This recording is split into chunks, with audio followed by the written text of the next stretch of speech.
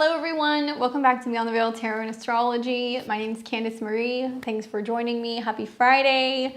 We are here on July 18th, 2025, live doing readings on the channel. If you guys can see me, give me a thumbs up and say hello in the chat. It's good to be here. Lots of changes kind of going on with the channel, guys, so bear with us. I know that we are doing Mercury Retrograde readings this evening. Yes, there is a Mercury Retrograde in Leo.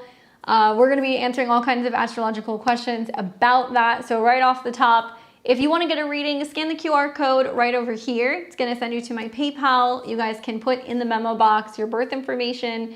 I need the exact time, date, and location, as well as the AM, PM hour of when and where you were born. And let me know your specific question as well, please. That really helps for me to be able to kind of hone in on what your question is. Otherwise, I'm answering questions about the Mercury Retrograde. And another thing is that there's lots of stuff changing with the channel. So you guys are going to see over like the next month, there's going to be all kinds of like little tweaks and things that we're making. We're trying to kind of work with the Mercury Retrograde. One of the biggest ones is that we actually included a new level to my memberships. So if you guys are not aware, I do have memberships on my channel. There used to be 3 levels, now there are 4. Unfortunately, for us to add a new, like a membership level, we had to cut some of the members. YouTube does not give me an option to change the price or tweak things. So we're gonna play a little short for you guys really quick, just so you guys can see what the difference is between the 3 levels. Many of you guys who are level 3 members, you're like, what's going on? I'm no longer a member. That's because you got kicked. And we made some tweaks. So basically there's 4 levels. There has been a new level that's been introduced, and that's my horoscope club. So I'll let you guys watch that, and then we'll be back in just a second. Hello everyone, welcome back to Beyond the Veil Tarot and Astrology. My name's Candice Marie. Thank you guys so much for supporting my work. If you want to take your astro journey to the next level, consider joining my YouTube channel memberships. So here's what you guys can expect if you join my channel memberships. Now, if you become a supporter for level 1, this is going to support my work as a full-time content creator and just a thank you for the content that I'm putting out on the regular. If you join level 2 memberships, you're gonna get a shout out from me on my channel for supporting my content. If you join level 3 memberships, you're gonna unlock my daily horoscope club, where you have access to a daily horoscope for all 12 of the zodiac sign. And if you join my level 4 memberships, this is gonna make you a VIP. You're gonna get all of those things. Plus, you're also gonna get a live reading with me once a month. We're here every Friday. You get to choose between a 3-card tarot reading and a 1-question astrology answer. Whether you're a new subscriber or you've been here for a while, this is my heartfelt thank you for joining my channel memberships and helping me be a full-time content creator. Subscribe to the channel, give me a thumbs up, and make sure you leave me comments. Any interaction with the channel really helps my channel grow and helps you guys stay in the loop. Hello. All right, cool. So just need to put that out there. We've been posting and stuff and putting it out also on the community tab. We're going to keep reminding people because a lot of people are going to be confused. If you were a level 3 member previously who was getting a reading, looks like YouTube refunded you guys. So you got refunded for this last month. And if you sign up today for level 4 membership, excuse me, I have to get used to that, level 4, you guys can actually cash in on your reading this month. So we can get kicking. We only have 1 person on level 4, that's Rosie. So if Rosie's here and she wants to get a reading, you can. Otherwise, if you're like, hey, I just want to get a reading, you can scan the QR code right here. All right, number 2 is you're gonna see sprinkled things that are gonna kind of change. So we made some tweaks to the horoscopes. If you guys didn't notice that, now we have 12 signs of videos rather than 1 long video. We've gotten a lot of really great feedback, but if you guys haven't seen that, definitely check out the August 2025 horoscopes. They are broken up obviously a little bit differently, but you're still getting the same information. But I would love to hear from you guys what you think about that. And we've got some other like new goodies and stuff that we're going to kind of be putting on the channel in the next month. So I appreciate you guys staying with me while we're under construction. And obviously subscribe, click the bell button below if you guys want to see all that kind of content that's going to be coming out over the next month. We're going to be testing some stuff out during the retrograde. All right, with that being said, I have a laundry list of people here. We're gonna keep the queue open for maybe about like 10 minutes or so. So in about 10 minutes, I'll call last call. At that point, we're gonna close it down. But if you have already sent in your donation for your reading, we have got you. And since we don't have any level 3 members, unless Rosie pops in, we're just gonna start taking everybody in the order that we receive. So I'm gonna say hello to everybody. What's up, Red Druidess? What's up, B. Lachelle, Athena? What's up, Cara? Welcome. We're here every Friday, 6 o'clock p.m. Central Time, 7 p.m. on the Eastern Coast, and it's 4 p.m. on the Pacific Coast. We alternate every other week. We do tarot or astrology. So we're doing astrology this week. Yes, somebody was saying, Red Druidess was saying, this Mercury retrograde is insane. It's not just the Mercury retrograde. It's the South Node ties to these transits, so it is not fun. Anyways, if you hear your name, that means that I have you in the queue. I have you in line to get a reading. So I've got Stacy set up for a synastry, Marissa, Tiara, Estella, Mary, Amanda, Stephanie, and Elaine. So you guys are all in the queue, and if you guys want to get a reading, scan the QR code. What's up, Dorothy? You'll be back soon, no worries. All right, so let's get started first with Stacy. And we're going to look at Stacy and do some synastry here. I got a good chuckle when I was reading your email. Let me pull that up so I can actually read it. Where was it? Okay, here it is. Thanks, Rachel. I'll add you to my list. All right, Stacy is January 17th, 82. She's an Aries rising, sun in Capricorn, moon in Libra. And she sent me a little love note because it was too long to fit in PayPal. She said, hey, I got a synastry one this time. I got a reading before my big holiday at the end of April that I was about to have a Pluto conjunct my Venus transit at 3 degrees. Okay, this is cool. I love when I get people who come back and they tell me how predictions play out. So she's got Venus at a 3 retrograde. You told me I could meet someone going through a divorce or something. Well, only a few days after the conjunction, someone did come in, and it's quite full steam ahead situation despite the challenges with divorce, etc. going on. He wants me to move in. Mercury retrograde will be hitting both of us, but him on his ascendant, and me, it's in opposition to my Venus. What do you see for us? Any insight you can give us here? I'm blown away by the entry of this person on the Pluto conjunction alone. Well, thanks for the feedback. It's nice to know I'm not crazy when I tell strangers on the internet things that are going to happen in their life. It makes me feel a little bit better. For those of you guys who are following along, so Venus is in Aquarius in her 10th house. Venus rules her 7th house of relationships. Obviously, relationships are a huge theme if you look at her 7th house placements. Mars, Saturn, Pluto, all the heavy hitters. Obviously, exalted Saturn helps. And then the Moon, Jupiter conjunction too. So Pluto has been transiting her Venus. That's been a theme this year. It got all the way up to 3 degrees and then it stationed retrograde, which means there was going to be a reevaluation of a very powerful connection, relationship, and possibly meeting somebody who is going through a lot of change, okay? 3s always represent more than one person, or one person coming in or one person going out, which is why I said to her, I think it's going to be a divorce. Anyway, maybe you navigate this a little bit better because you have Venus retrograde, you're used to doing relationships different, or there's a lot of karma in relationships. Certainly the Pluto transit does wake you up to like a really intense, passionate connection and changes revolving around like intimacy and values. I want to add that the Mercury retrograde is particularly interesting because Mercury is going to represent how you communicate with romantic partners and like matters of the heart, right? As Mercury is turning retrograde in your whole sign 5th. Now, it's in opposition to your natal Mercury, so communication can be a little wonky in that regard. And when it goes retrograde all the way into August, when it stations, so the degree that it's going to go all the way back to is going to be about 4 degrees. So it's going to be about you reevaluating, reassessing, do I want to move? Mercury represents moves, 3rd house. It's also like leases, communication, contracts, negotiations, whatever. So this Mercury retrograde is very colorful because it's directly tied to the fact that now Uranus is in your whole sign 3rd. Also, it's tied to the South Node Mars transit where you're like, is this person ready? And like, can I find the time? Or is this going to be kind of chaotic, making some changes, trying to work a move into my lifestyle, maybe.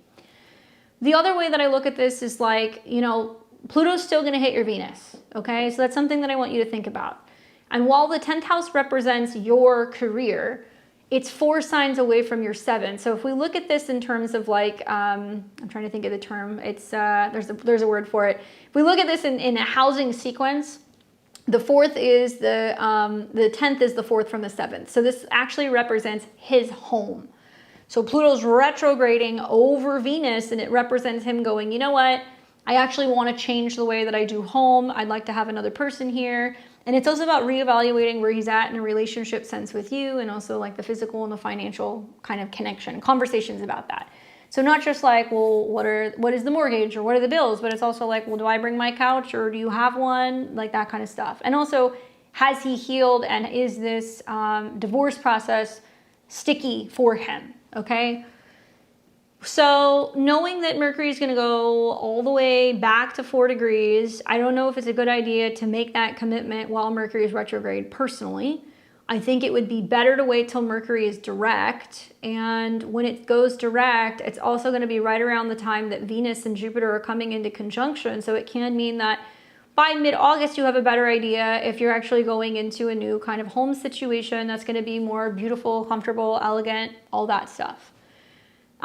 Pluto will come back to conjunction with your Venus. And that's something else that I want you to think about, that it's not even so much as, oh, is he still getting divorced? It's more like, is he still having to communicate with that person? Because Pluto's at a 3. So that looks like that's going to be heating up again at the beginning of the year.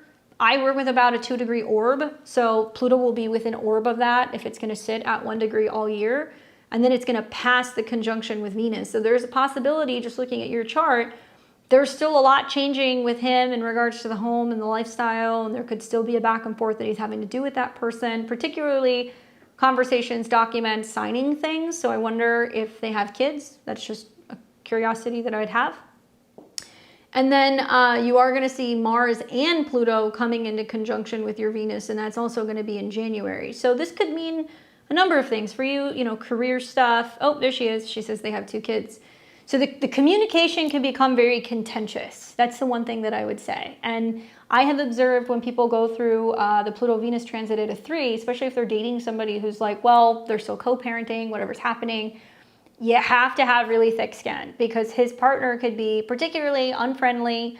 They can be kind of nasty in terms of how they communicate. They could be a little bit more difficult to kind of deal with. Considering you've got Moon conjunct Pluto, I think you can handle it. Considering that you've also got, you know, some squares going on between the nodes and stuff, you know, you're no stranger to dating people who kind of have some complex situations.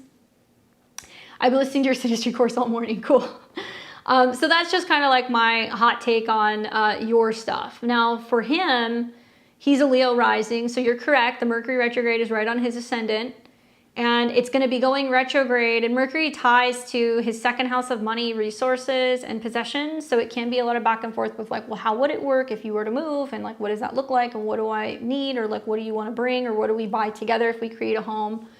And Mercury is also directly tied to Gemini. So it's going to be a lot about his goals and what he's hoping to achieve. And honestly, having Mercury retrograde on the ascendant makes me feel like, and it's the dispositor of his sun, I don't doubt that he wants to live with you, but I feel like you really need to make sure that he's like sure, because I have a feeling you guys would start talking about this and making the decision prior maybe to him consulting with his ex. And it's possible when the new moon comes in and opposes Pluto, there's some drama that could be happening. And maybe it's also about you communicating and being like, what are you going to do if she's here? You know, this is our home. And are you moving into their old home, or is he in something new? That's something else I would wonder. And like, would you want to live in a house that they shared? I don't know if you're weird about that or not. I would especially pay attention to the days that there's oppositions to Pluto, especially because it's at a 2. So I would wonder, like, you know, what is the physical or the financial kind of setup or the understanding if you were to move in? That's something I would definitely want to think about. Then you're going to see Mercury retrograde back, go direct, and still oppose Pluto. Now for him, Saturn is actually the ruler, the traditional ruler of his 7th house of relationships. Jupiter and Venus are hitting his Saturn at a 5 and a 7. Is that a 5? I'm getting old. Yeah. So this is going to be like, does the ex-wife know that he's got a girlfriend, that he's moving in? And if she doesn't know, the conflict that could then arise, especially in pertaining to children and how that works with like kids staying at his house and like if she's going to cause a problem, right? I'm just being transparent here. The other thing that I kind of wonder is, you know, when Venus and Jupiter come into conjunction, if it's going to be something that's like, look, this is something clearly we want.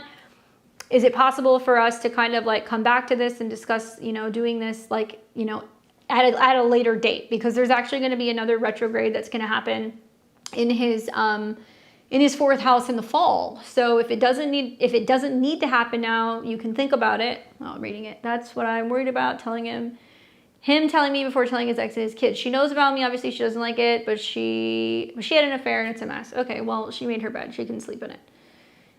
So down the road, when Mars goes into Scorpio and it's trining his Saturn, which is October, can be decent timing. Especially because he's going to have an eclipse that's kind of tied to the 8th house of change. And then there will also be a Mercury retrograde that will dip back into his 4th house. And it's going to come into conjunction with Venus. So it could be early October, at some point by the 3rd week of November, just looking at his chart, that's like, well, you could get settled in by then. The biggest concern I would have is he needs to have a sit-down conversation with her. Is she going to get weird and be like, well, the kids can't stay there if somebody's living there, or like whatever. Like they need to have a conversation and they need to kind of talk about what that's going to look like. And also I would hope that if you move into that space, she's not going to cause problems and like you're going to be supported, right? Like he's going to have your back because you're going to be living there too. So we look at the synastry of what's going on with the two of you. You're on the inside, he's on the outside. You guys have a Uranus-Saturn conjunction, so him coming in definitely shakes up the way that you look at like relationships and especially karma and relationships. Mars-Pluto is kind of sexy. Venus in your 1st house. Mars on your north node. See, that's big. You're really affected by Mars being in Aries rising. So the fact that his Mars sits on your north node, it's like actually trying to help you go further into, you know, your quote unquote dharma. So home, living, family, and your north node is ruled by the moon, which squares his Mars. Moon square Mars can be a little difficult. Mars also square Pluto and Saturn can be a little difficult. And I almost wonder if this is going to be more problems with her than issues you're going to have with him. How long have you guys been dating? That's another thing I would kind of wonder. Because you need to make sure you have all these conversations and get it out in the open before you move in, right? Because you could move in, you know, in October, November. You could even move in January going into February. Those would be 2 times where at least the retrogrades would bring that back up for you. And then also I would be really curious to see what happens with the next pass of Pluto on your Venus, because I think that's going to be very significant because Mars is going to be there at the same time. Thankfully, Mars and Venus are kind of like obviously like lovers, but you know, you could get to a situation where you move in, everything's cool, you know, maybe there's some weirdness with her, maybe she's got some jealousy or animosity about you being there and the kids being around. You would get to about the end of January and you would be like, this has to change. If she's not being friendlier when she's dropping the kids off, or if she's not respecting boundaries, or if there's drama, you're going to be like, I'm out of here. So you don't want to put yourself in that situation prior to it happening, right? We started talking while I was overseas, May 1st. We've known each other for a long time. Okay, so then let's look at the composite chart. So together, you guys are a midpoint Gemini rising, Sun in Aries, Moon in Scorpio. Well, right off the bat, my eyes go to, oh, of course the North Node is conjunct your Venus right now. It's like, this is what we could be. This is what our life could be. This is what we're supposed to do together. And there's been a lot of reevaluating and maybe reassessing this, you know, throughout the most recent eclipses and retrogrades in March and April, right on top of your Sun. So you guys are very impacted by Mercury retrogrades because you're composite Gemini rising. I would be really focusing on Mercury and Jupiter because Mercury rules your chart and Jupiter is going to represent your relationships. Jupiter's in Capricorn, nice. It does square the node, so it's relationship of growth. And Mercury is located in Aries where you're going through a Chiron transit. So it's a lot about talking about, you know, like healing or anything revolving around like your goals. Venus in the North Node is great. There's going to be an eclipse there, so it's about kind of being a little bit more prominent with the relationship in the fall. But I'm eyeballing Pluto in conjunction to Juno in the 8th. So it's also symbolizing that there needs to be some pretty dramatic changes and transformations to existing marital contracts, agreements, partnerships in order for you guys really to evolve. Something that I would think about is that we're coming up in a pretty significant time period where Mars is hitting the South Node and it's activating the March eclipses. That's why he's trying to get you to move in. And the Mercury retrograde that you guys are going to have in your 7th, which will be in the fall, mid-November. And then next year when Saturn hits your Sun and your South Node at a 5. Have you decided whether or not you want to have children? Because the 5 is going to be about kids and your goals around children. And with the Sun South Node, it's going to feel like, oh, this is romantic. There's a connection. We vibe. But I think when Saturn shows up, it can also be like a really harsh reality, especially revolving around like, this is what it's like now to like be a stepmom or to be around kids, or, you know, you're going to have to exercise some kind of like authority, and there's going to be a sense of you kind of going, okay, well, what is my role? You know, what am I doing when it comes to when the kids are over? And also whether or not you want kids. I don't think I will have children. So I would also have those conversations too. I think with the Sun South Node, it does mean that this is like a lifetime where both of you guys can inspire each other to be like more independent. But I think that over the next year with Saturn hitting your Sun South Node in opposition to Pluto, you want to make sure you're completely aware of what you're going into with this dynamic with him. And even the South Node hitting your guys' composite Mars is saying the same thing. It's like, well, you know, if I'm living here, but these are your kids, and also like, what is my role in this? I would want to make sure you understand like all of that stuff, you know, that's all. But certainly next year is going to be very colorful with Pluto hitting your Venus and Saturn hitting your guys' Sun South Node. It's not saying that there's anything that's going to definitively go wrong. You guys have an exalted Sun, you have an exalted Venus. Yes, Venus squares Neptune, but I think that this is about being really clear with where you stand and him kind of standing up to her and being very honest with her about the fact that this is his life now, and she kind of needs to respect the union and the relationship, which you have to go into it assuming she probably won't. Only because of some of the aspects you have in your 7th house and your Pluto-Venus transit, right? But your guys' synastry, it's pretty good. I like the synastry. I was taking a look at it when you sent me that email. Especially, I think, you know, the North Node, Juno, was pretty prominent, especially with the moon being there. It feels like kind of like faded in terms of a relationship. And then, yeah, he's a full moon in Sagittarius, so he's a character. And his Mars North Node is really helping you push towards that direction of feeling fulfilled when it comes to family. And that may actually come through a partner, right? Because the ruler is in your 7th house. Anyway, I hope that's helpful. Thank you for sharing your story and coming back and filling me in. I hope that this reading is just as accurate as the other one that I gave you. All right, so readings are still open. We'll leave them open for a few more minutes if anybody wants to pop in. I'm going to take Marissa and then Tiara and Estella, excuse me. Let's see. Marissa. All right, Marissa says 12/5/84. Oops, let's put your transits on there now. There we go. All right, she says, I'd like to know what I can expect from relationships. I had a breakup in June that abruptly happened. I haven't heard from him since, and now someone that I previously considered dating has been pursuing me almost immediately after my breakup. I won't be able to catch the live because I'll be working, and I appreciate you helping me navigate through my messy dating life. Well, that's what I'm here for. So there's going to be a lot of that this month. All right, so you got broken up with in June. I'm sorry to hear that. I would assume it's got to be something with Saturn. So what's going on here? Uranus is no longer opposing Saturn. Mercury was coming into a square with your Saturn.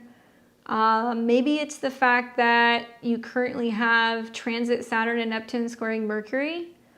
So you can come back, you can leave me a comment or whatever when you watch this, but I'd be curious to know, did he like not give you a lot of like feedback, or did he not communicate and tell you what was happening or why? I mean, I know you say he told you abruptly. That's very much the Aries. But what the reasoning was behind it, and like, did he kind of lack giving you some kind of closure? That's what I wonder. So what's going to happen with your love life? Well, we got to see something positive going on with your natal Saturn, okay? And there is some things that are going to happen. You're not feeling it right now because as a Cancer rising, Your relationship lord is chilling in your 10th house, where it feels like a lot more responsibility and heaviness and like more of a challenge when it comes to managing relationships.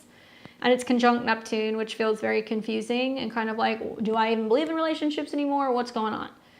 On top of that, it's squaring your ascendant and your descendant, which brings up some like critical themes. Aries 10th house, what am I doing when it comes to my emotions and my feelings and the future of my home life and a relationship, right? So there's something kind of going on here that's getting worked out all year as you go through that particular square. And a lot of it's going to be communication based. 3.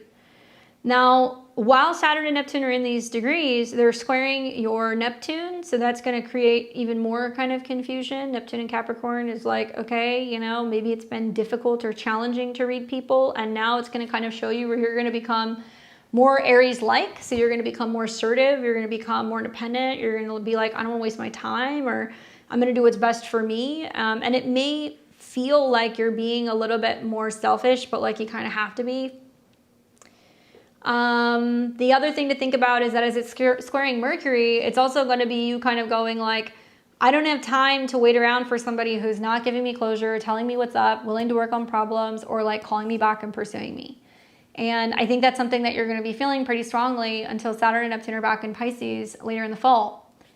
Now, in terms of your natal Saturn, we do see some stuff that is going to kind of peak up in the next couple of months that I actually think will get better. And one of them is going to be the fact that you're going to see Jupiter come into a trine with your Saturn. So that's going to kick up starting around maybe early to mid-September. Jupiter in the first house of self, where you're focusing on your joy, your happiness, your new beginnings. Jupiter is intercepted through your 6th house, which means you're like, well, now I have to figure out a new schedule. What do I do with my free time? You know, now I don't have a boyfriend. Like, what do I do? Like, am I focusing on wellness, or am I going to, you know, prioritize health? Am I going to have new hobbies? Am I working more? And Saturn and Jupiter will trine. Okay, so Saturn rules relationships, 5th house of dating. Jupiter will trine. So that's a window of opportunity. I also think during like Mars in Scorpio and like Scorpio season, it'll definitely be a time where you can be focusing more on dating and being like, okay, now I'm getting back into the swing of dating. So that's like September. Mars enters into Scorpio, and then we will also see Mars and Mercury and the Sun there kind of coming into a trine with Jupiter, and Mercury will retrograde. Okay, so you're actually going to find that Mercury will retrograde right on top of your South node, which could bring somebody from the past in, very close to your Saturn, and that's going to be happening in November. So when November rolls around, you'll see Venus coming into conjunction with Saturn, Mercury retrogrades. P.S. You could be reevaluating or reassessing somebody that you're dating at the end of November, or somebody from the past can return. Now, the other thing you want to think about is like, look, you're a Sagittarius, right? And this is one of the horoscopes where I would be like, Uranus going into Gemini, you're going to hear, oh, Sag, there's a dramatic change in your relationship. Yes, that happened for you. It's not even in opposition to your sun yet, right? And you're already kind of having somebody who's like playing games, or they're in and out. So you also want to watch the Uranus transit, because when it goes into Gemini, which it is now, and it's going to be there until about November, then it's going to go back into Taurus. So that could spontaneously suddenly bring somebody in or somebody back. And I'm really focused on when Venus is going to hit your Saturn and when Mercury retrograde is over that. So that's going to be like November 21st, 22nd, 23rd. And it looks like Mercury will retrograde right on top of your Saturn. Okay, next. You're going to see a beautiful buildup of planets in your 7th house, where we will see a cazimi between Venus and Mars. Is anybody else look this far ahead in the astrology, or is it just me? There is going to be a triple conjunction around 15, 16 degrees of Capricorn. Venus, Sun, Mars, exalted Mars, the cazimi is where they both pull ahead of it. Girl, that is right on your Jupiter. That's like hitting like the relationship lottery, in my opinion.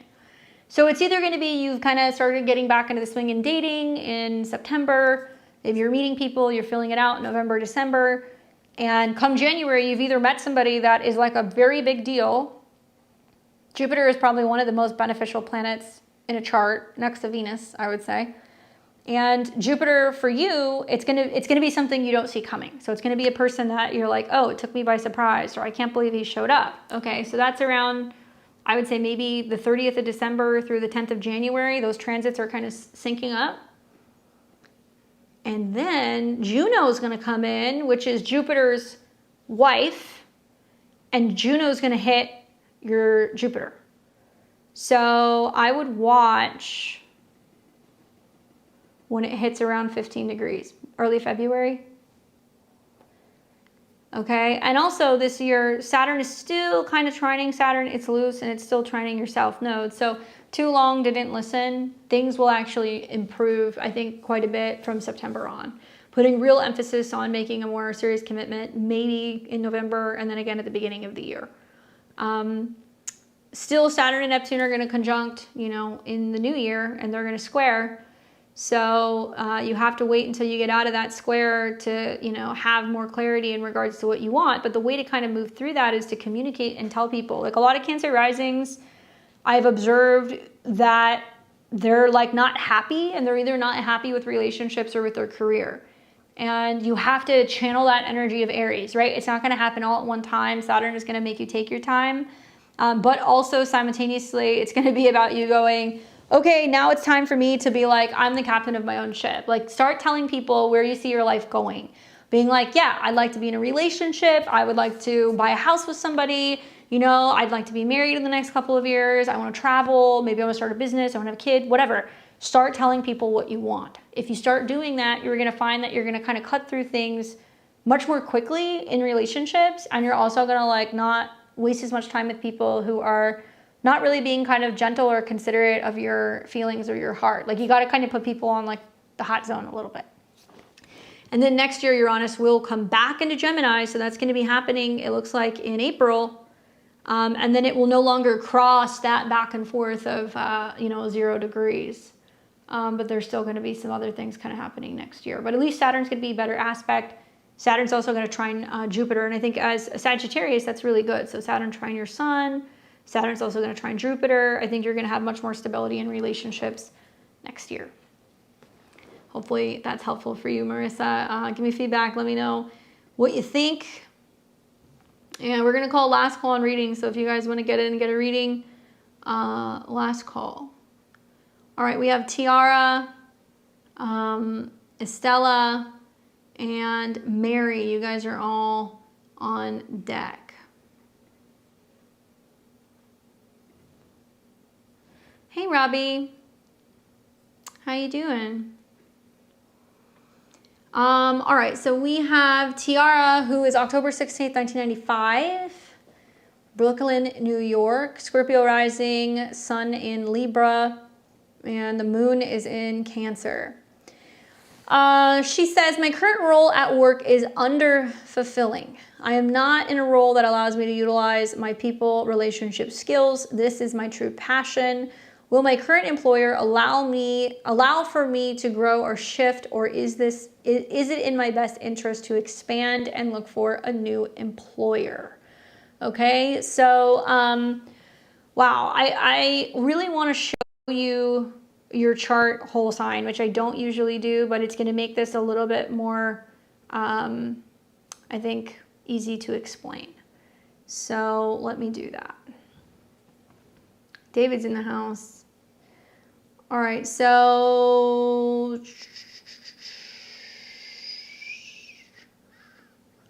here we go. All right, so usually I use Placidus. I might shift back into this, but I just want to show you something. As a Scorpio rising, your career is your 10th house, ruled by the sun, okay? And the sun is sitting in the 12th, which means there's a tendency when you get into careers or positions or occupations, you feel like you are kind of kept in a closet somewhere, or you're not able to get out of your cubicle, or that you're kind of constantly being kind of concealed or behind the scenes, and like you're not able to shine, basically. And the sun can represent your employer. It can also represent bosses or men, and it's in the 12th house, conjunct the North Node. The dispositor of this, the ruler of this, is Venus. So it's both a combination of, yes, sometimes you work for employers that are like, hey, we'd rather you just kind of like do work behind the scenes. You do better here. You're doing great work. Like just keep doing your thing, like tunnel vision. But also part of it is you, because Venus is kind of debilitated and it's in the first house. So it means that you have to make a conscious shift in the jobs that you're looking for. You have to be really particular about what positions you're going out for. And you have to really make sure that it vibes with you, because part of your energy is also kind of like, I don't know if I really am confident putting myself out there. You know, even though you got a lot of Libra in your chart, you're still Scorpio rising with Mars and Pluto in the first. And that's like a incredibly potent energy. You know, I have Mars conjunct Pluto in Scorpio too. I read a thing the other day that said, somebody told me that, you know, I'm very intimidating. And it made me realize that the way I carry my energy, you know, people can be intimidated by that. That's kind of the vibe that I get looking at the combination of Libra and Scorpio. You can be very passionate. You can be very intense in all of the best ways. And sometimes there can be a tendency of you kind of being a little bit more particular about exactly who you want to connect with. Secondly, your sun squares the moon. So there is some inherent conflict between what you have a tendency to do, what you fall into, working behind the scenes, sun in the 12th, versus emotionally what you need. And that's become very obvious, I think, in recent months, between a Mars retrograde in your career zone a couple months ago. Now we're in a Mercury retrograde in your career zone. Now there's this real assessment of, well, what do I need to change in regards to work? And do I need to start looking for another job? On top of that, Jupiter's coming into conjunction with your moon this year, which means you're feeling a little bit more adventurous and you're willing to kind of seek other opportunities or travel for work or relocate, or maybe there's like a sense of continuing education, or you're learning new things in regards to your career this year, and it's kind of pushing you out of your comfort zone, right? Jupiter's also money, by the way, and the fact that it's trining your Mars and your Pluto means the more that you're listening to your intuition, if you're like, maybe I should see what else is out there, it can be a good thing for you, all right? So I just kind of had to kind of lay all of that out. And then also Neptune and Uranus square your sun. So you've got a cardinal T-square. If you want to take in the nodes into consideration, you've got a grand cardinal cross, right? Thankfully, they're not in angular houses. But when you have Saturn going through Aries now for the next couple of years, it's going to oppose your sun. It's going to square your Neptune, Uranus. It's going to square your moon. And in about 2 years' time, it's going to bring up another, what am I doing? Should I make a change? As a Scorpio rising, you know, now you've got Saturn and Neptune in your 6th house. And it's like, I feel for you guys. I've gone through this transit for the last several years, so I know what it's like. You know, Saturn is just a grind in the 6th house. It's like a dog with a bone. There can sometimes be overworking. It can also mean that you're sacrificing too much with Neptune there. It could also mean that there could be some issues with the way that you're managing your schedule or how you're dealing with kind of coworkers and just feeling like, man, I'm having to kind of carry the team. So in a long-winded way, when you're asking me, what should I do? Let's go back to your Placidus chart. Where is it? I swear, I do this all the time. I'll be like, where is Placidus? I can't find it. I need glasses. All right. The Mercury retrograde that you're having right now is intercepted technically in your 9th. And I'm also looking at Mars going through your south node, and it's hitting, Mars transiting, hitting the south node. It's actually setting up now. So as a Scorpio rising, there's a lot of like, I need to focus more on my own goals. Maybe that means cutting away from work. So you would really resonate more, I think, with the Sagittarius rising horoscope. The thing is that if you do decide to kind of pull away from that, then that means that you either need to be looking for something that you can work from home. Saturn and Neptune is in your 4th.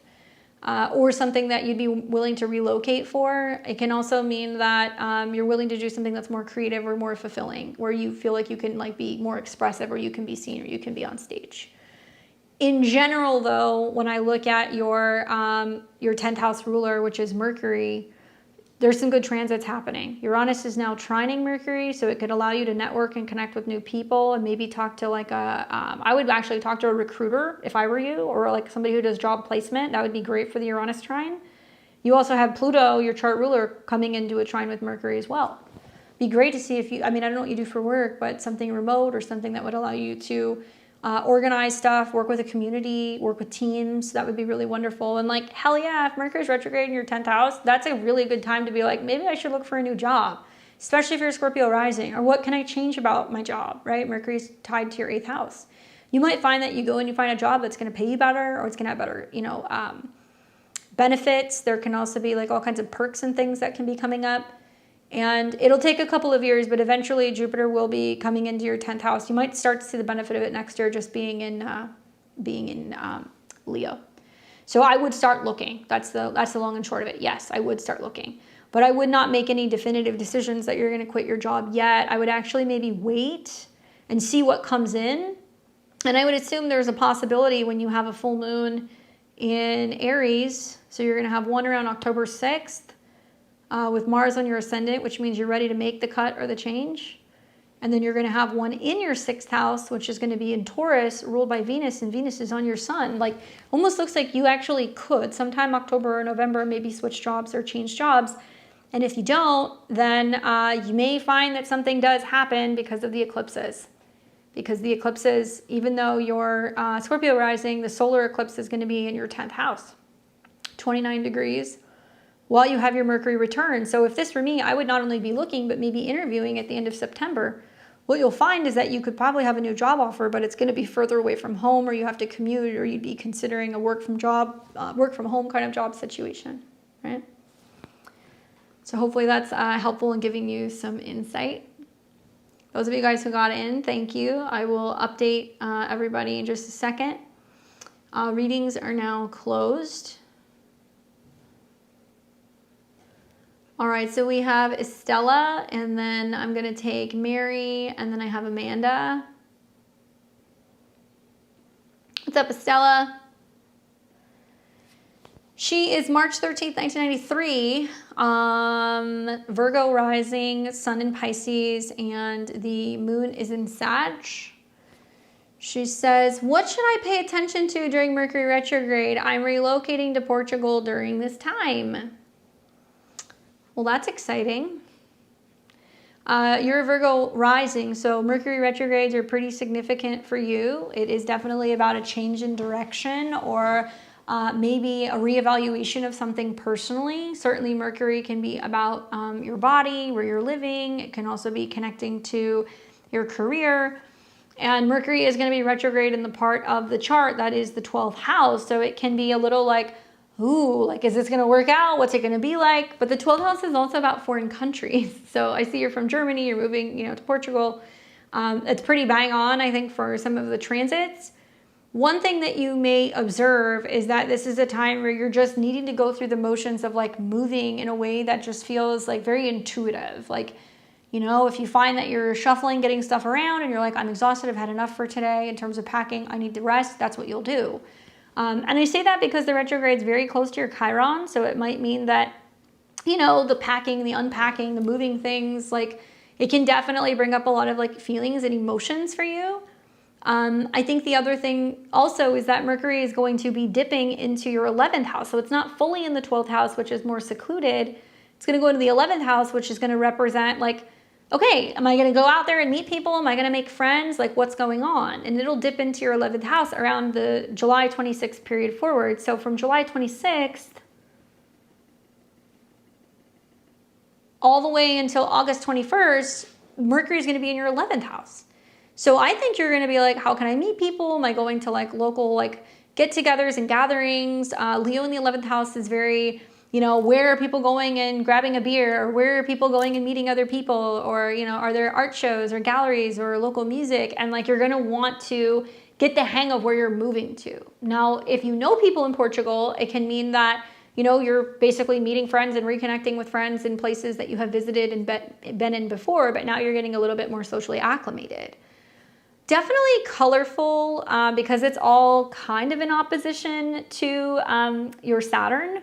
And so if you're somebody who has Saturn in the 6th, maybe you're kind of used to having a pretty rigid or kind of consistent or like significant routine. And it can mean that a lot of this is you just kind of going like, yeah, it's weird. I feel like I should be like hustling and kind of running around and getting stuff done, when in reality, like, it's just more about being present with the process of actually like moving, and it can be clearing stuff up and wrapping things up for you. I do like that the retrograde trines your Venus because I feel like this is really good when it comes to shifts revolving around resources, values. It could also be a time where, there's some big changes in the financial or love or money department. And also as like a Pisces, this is 6 signs away from your sun. So it's also like, oh no, I'm not really working right now. Like I'm just trying to kind of make some changes to my routine and like what I'm doing. So both of these things seem to really resonate. And then what other aspects is it making? Oh, and then Mercury is also, when it turns retrograde, it's trining your north node. And when it stations, it's going to trine your moon. So that's actually a good time to be wrapping things up and moving, I think. I'm not a fan of moving during Mercury retrograde. That's just me personally. I've seen enough issues with that, between stuff going missing or getting broken or whatever. But obviously, touch wood, you know, if you're moving during the retrograde, things can go missing, right? Quite literally when it's in your 12th house. So label by things, make sure that, you know, if there's anything that you absolutely do not need to bring with you, can also be a good time to like donate stuff, give stuff away, leave things behind, and not be hard on yourself if you feel like your schedule is a little bit out of whack or your sleep is kind of changing. And also watch for the dreams. I feel like Mercury retrograde is probably my favorite place to have a Mercury retrograde is in the 12th house. And I've had a couple of them for whatever reason right over my ascendant or into my 12th house the last couple of years. Whenever I have those, there's just like very prominent dreams and I'm like, this has to mean something. Like, what is this? And I'll like write it down. And then like, sure enough, within like a couple of weeks or even sometimes a couple of days, I'm like, oh my God, that dream makes perfect sense because this is what I was reading about with the symbolism and this is what happened. So I don't know, maybe moving kind of stirs some stuff up subconsciously, but I would be keeping notes with the dreams that are coming up and keep an eye out for missing objects. They can sometimes disappear. You're like, I know I put it in this box. Like, where is it? That type of vibe. So good luck with your move, Estella. Keep us updated. Let me know what happens. All right, next we've got Mary. And it made me a little sad reading your comment here. But we have another person coming back after getting a reading that's like, hey, you did a reading. This is what happened. So Mary is 29-degree Aries rising with the sun in Virgo and the moon in Leo. Mary says, hey, Candace, please read this. 2 weeks ago, you did a synastry for me on Mike and Mary. The timestamp was 1 hour, 12 minutes, 50 seconds. This astro read saved me. You confirmed everything last Sunday. It was all exposed. I found everything he was doing in secret with his ex, but now I'm completely shattered. I left him. He cried, apologized, he begged, he promised he'd go to therapy and do the work and change. Blames his problem with alcohol on his choices. All this hurt so bad, and I wonder what to do now because I feel lost and completely broken. You said that I have a lot of lessons to be learned in this lifetime about relationships due to heavy astrology with Pluto and Saturn in my natal 7th. Every relationship has been heartbreaking and painful. I don't know how much I can take. You also mentioned Venus in the 6th. I'm curious if this heavy astrology would it keep me from finding a person and love that looks good, whole, and pure. Okay, so first of all, I'm sorry to hear that. That sucks. It's not one of the situations that I want to know that I was right. But I remember looking at his chart, and that's why I was so adamant with you that I was like, there's something going on. Like, this is a reoccurring theme. So I'm glad that you were able to get clarity on the matter, right? Because that's what's important, rather than, I think, maybe kind of being like unaware. As an Aries rising, even though Saturn and Neptune are not on your ascendant yet, this represents that sense of, as Saturn and Neptune retrograde, okay, what am I becoming aware of that I was not aware of? And so now it's like, okay, yes, you're in your feelings. There's a lot of emotions. Also, you know, you're going through a Mercury retrograde that's through your 5th house. So it's about, there is a change going on in the direction of matters of the heart and somebody who you're dating. Venus is actually going to play more of a role in what's happening with your relationships. And I think part of this is the fact that not only do you have Mercury retrograde in the dating zone, but you also have the South Node that has been hovering around your Venus. And I remember saying to you, oh, the 6th house is like 12th house to your 7th, and it's things that people are doing behind the scenes. Fallen Venus at 22, you know, old habits and bad habits dying hard. So does this mean because you have Pluto and Saturn and the South Node in your 7th house, you can't have a relationship? No. And I feel like any astrologer who will tell people that is kind of like shitty. Like, you can't tell people that because, yeah, is it going to be more difficult and challenging? 100%, especially because you have a debilitated Venus and also because you have 29 degrees on the descendant with Pluto, which is a tipping point. But your 7th house says a lot more about other people than it says about you. This is really talking about other people being indecisive, or that they destroy relationships, that they aren't able to put the past in the past and like really release and let go of that control aspect of relationships they've been in. And Venus 12th house to your 7th, they have bad habits and a tendency to just kind of go over the past. That's what happened. You're more Mars, and you've got Mars conjunct the South Node, where yes, that's heartbreak and other things, betrayal, trauma, but I don't think this keeps you from being in a relationship, but you do have some heavy hitters. Just Pluto alone would be like, but Saturn at an 11 is the same thing.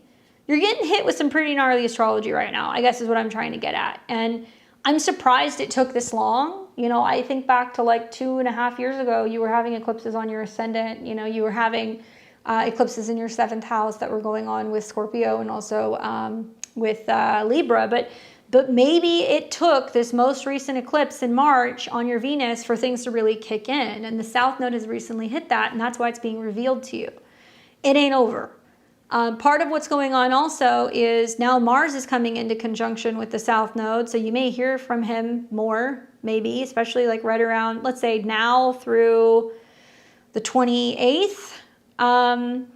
You're going to find that, you know, Mars hitting the eclipse degree here soon, Mars and Venus coming into conjunction with each other here soon, and the South Node being there is like, he's feeling it, he's going through it, you know, but that's not your problem. That's not your problem. Him making excuses and blaming drinking for why he's stalking his exes is like weird. That's not doable. If this were me, I would actually use this transit between now and the end of the month to like feel all the feelings, go through all the things, clear everything out, come up with some healthier habits or some routines, keep yourself busy, and don't allow yourself to fall off and have some development of bad habits or going back in any way, shape, or form, or allowing it to affect your health or your productivity. That's number one. Number two is that I've had a theory about this Mercury retrograde, and it's becoming more and more evident with the more people that I talk to that, yes, Mercury retrograde in Leo, there's going to be breakups, there's going to be drama, but why? Retrogrades are karmic, right? It's happening because people are finding Uranus in Gemini, what people are texting, what they're saying, what they're searching, what they're looking for, what websites they're on suddenly, and also what isn't healthy, what isn't productive, what isn't good for you in the long term, right? South Node in Virgo. So it's almost like something's being purged and purified and being removed so something else can come in. And I would try to look at it that way. Like you got saved in a way. If that's something he's dealing with, he probably feels really stupid for getting caught up in that. And not only that, realizing he lost a relationship because he's stalking people that don't even talk to him anymore, right? You met him 2.5 years ago during the eclipse. Okay. Chiron on your ascendant also definitely brings up a lot of like needing to heal things and dealing with wounds. But long story short, you need a better Venus transit, babe. And even though Mars is going to hit your Venus, and I could be like, cool, you could go to a laundromat and meet somebody over the next 2 weeks. You could go to the gym, right? You could go and do things that are going to be more health and wellness and fitness related. And sure, you could meet somebody. That's possible. You could also just meet somebody because the South Node is there now that you've gotten rid of someone. And I'm more focused on you healing than jumping back into dating. I don't think that's smart with the retrograde in your 5th. But you may look back at this and go, well, that was the turning point. Like that was the point where I realized like, okay, I need to really make sure I know the people that I'm with and like what's kind of going on. And also I think that if I look down the road, right, Venus coming into your 5th house could be better for dating, maybe in September. And then you're going to see that there's going to be a retrograde in Scorpio. So there's no doubt you're probably going to be reconnecting or reassessing a relationship then. And that'll be in mid-November if you so choose, especially because Mercury is going to retrograde and it's going to conjunct Venus. So that definitely makes me feel like you might connect with somebody while you're traveling. Like you're out of town and then it's like you meet somebody, or, you know, maybe just because you go somewhere and then you come back, your like love relationship dynamic kind of changes. That'll be like end of November. And I'm really interested in this Mercury retrograde conjunct Venus because that can mean that maybe you're finally like kind of like healing, especially because it's sextiling your natal Venus. This will be end of November. And Jupiter is going to be kind of squaring your 7th house stuff. So it's a lot of like reflecting on the past, healing, being home a little bit more. Honestly, your love life's going to get much better. And I don't say this to be like insensitive, but I almost think that this is the time for you to really reevaluate what you want, because next year, when Jupiter goes into your 5th house of romance, which is going to be pretty strong in the summer, 1 year from now, it's going to light up your moon. It's going to hit your Juno. It's going to trine your ascendant. And I think that you're going to be thankful with Saturn retrograde that you kept a boundary and that you committed to yourself and you prioritized yourself, and that you were unwilling to allow yourself to go back into disharmony in relationship. And Jupiter will start sextiling stuff that you've got in the 7th. You're still going to have to get through, you know, a couple years from now, Saturn opposing Pluto, but, you know, you cross that bridge when you get to it. But personally, not a fan. I mean, I remember looking at, what was his chart? Did I save his chart? I remember looking at his chart being like, girl, you're in danger. I'm not even seeing it, so I don't really remember whose it was, but yeah, I remember his information. Let's see, Mike.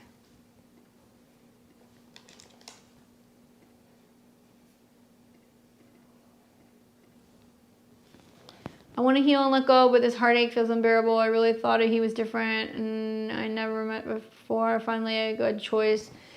I don't say this to be judgmental, but I've had 3 clients now, about 3 in like the last immediate last couple months, that are Virgo risings, particularly from 1989, and I don't know what it is. I mean, I know what it is because I see some of the stuff in his natal chart, but maybe it's the eclipses and stuff that's kind of being blown out and it's kind of coming up. Maybe it's the fact that, you know, the retrograde is just so much harder in terms of some of the karmic stuff that's being revealed for Virgo risings. But babe, his Venus Uranus, there's a sense of always going back to the past or dealing with the past or hearing from the past or like whatever. And Jupiter rules his relationships, and Jupiter's retrograde in opposition to Venus, Uranus, and Saturn. So there's like a back and forth. Like at some point, you will be one of those girls that I think he's going to do this with.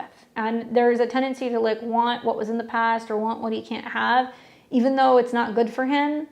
And I feel like you would be kicking the can down the road where there's going to be other retrogrades and things that are going to cause a lot of like relational issues into this next year. That's just my thought. And I'm sorry. I mean, it sucks, but the Mercury retrograde is more about you healing. It's less about you caring what's going to be happening with him, because he will always have secret conversations with people or be looking at things. That's his sun Pluto, and the sun rules the 12th house. It's like what's not seen.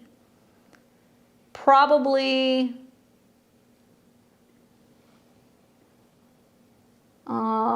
Cancer rising, Cancer squaring the sun, so people are needing to deal with their emotions. It's squaring the nodes, so this is about kind of growth, especially personally. And unless you have a really strong moon transit, nothing's going to happen. So have you heard from him? Like, obviously he cried, did his whole like song and dance, but have you heard anything from him personally?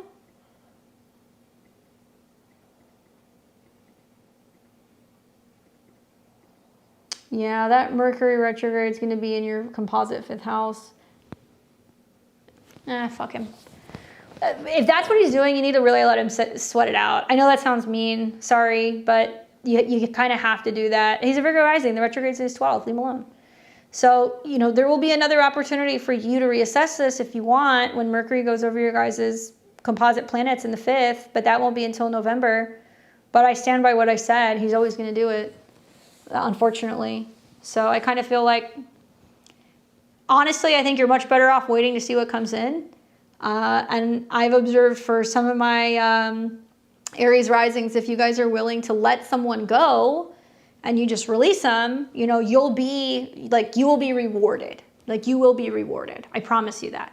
But the key is about focusing on what makes you happy. Like, all this Leo in the 5th house, I mean, yeah, you're a Virgo, but all this Leo, it's like, even though you make sacrifices for relationships and like you're a giver and a fixer and you have been in relationships with people who have had issues, you need to tap more into this Leo energy, right? Moon there, Juno there, Vesta. That's like literally on an emotional level being like, you're not ever going to get better than me. You will never find anybody better than me. And you should tell him that, because I feel like that's part of what's going on with the Mercury retrograde is you communicating like, it's not even so much that I don't want you, it's that I choose me, and that rather than allowing myself to go back because I'm in love with you, like I'm putting myself first and I have to love me more. And like, you don't deserve me. And that's not to hurt him. That's literally what's coming through your chart, that needs to be almost expressed. So he knows it's not that you don't want him. It's that like, you just deserve better. And if you say that, it can kind of clear the air and get it all out there. And I don't think that a Virgo rising with all that Scorpio is going to take that very well, because generally they're very hypercritical of other people. Good. Yeah, you have to channel more of that energy, because the more that you kind of put people in check and you lean into that, which is what you need emotionally, the more that you're actually going to see positive change and transformation in the way that other people look at relationships, right? And block him on everything. Block him on everything, because he's going to be looking. Mercury retrograde is 12th house. He's like, what is she doing? What's going on? Blah, blah, blah. No, not good enough. Sorry. I would personally make him sweat it out. If you absolutely have to talk to him, I wouldn't talk to him until November. That's just me. And he'll probably still come around. But I wouldn't trust somebody with that Sun-Mercury conjunction any further than I could throw him. And I know that it's difficult, but Anyway, I hope that's helpful. I hope you're feeling better after the retrograde. I think you'll see some stuff that's going to pass. And if you really want to meet somebody, go to the gym and go and hang out where there's animals, or go to a dog park or something. Mars and Venus in the 6th house. Places where you're doing laundry, where you're doing shopping, where you're working out. You'll meet somebody. I definitely behave like a Leo. I'm such a big kid. Well, he needed to hear that, you know, just remind him if you talk to him again, like, you're not going to find anybody better than me. I know that's mean, but it is what it is. All right. Next we have Amanda, and then Steph and Elaine.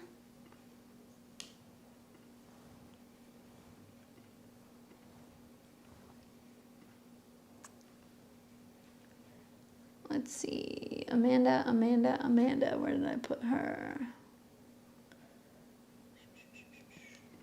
know she's here. Let's see.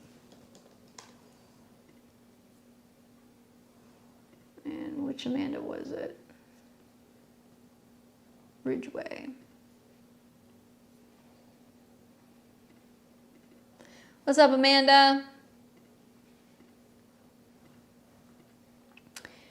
All right. No, I want Amanda's chart. Where did she go? There you go. All right, there we go. January 2nd, 85.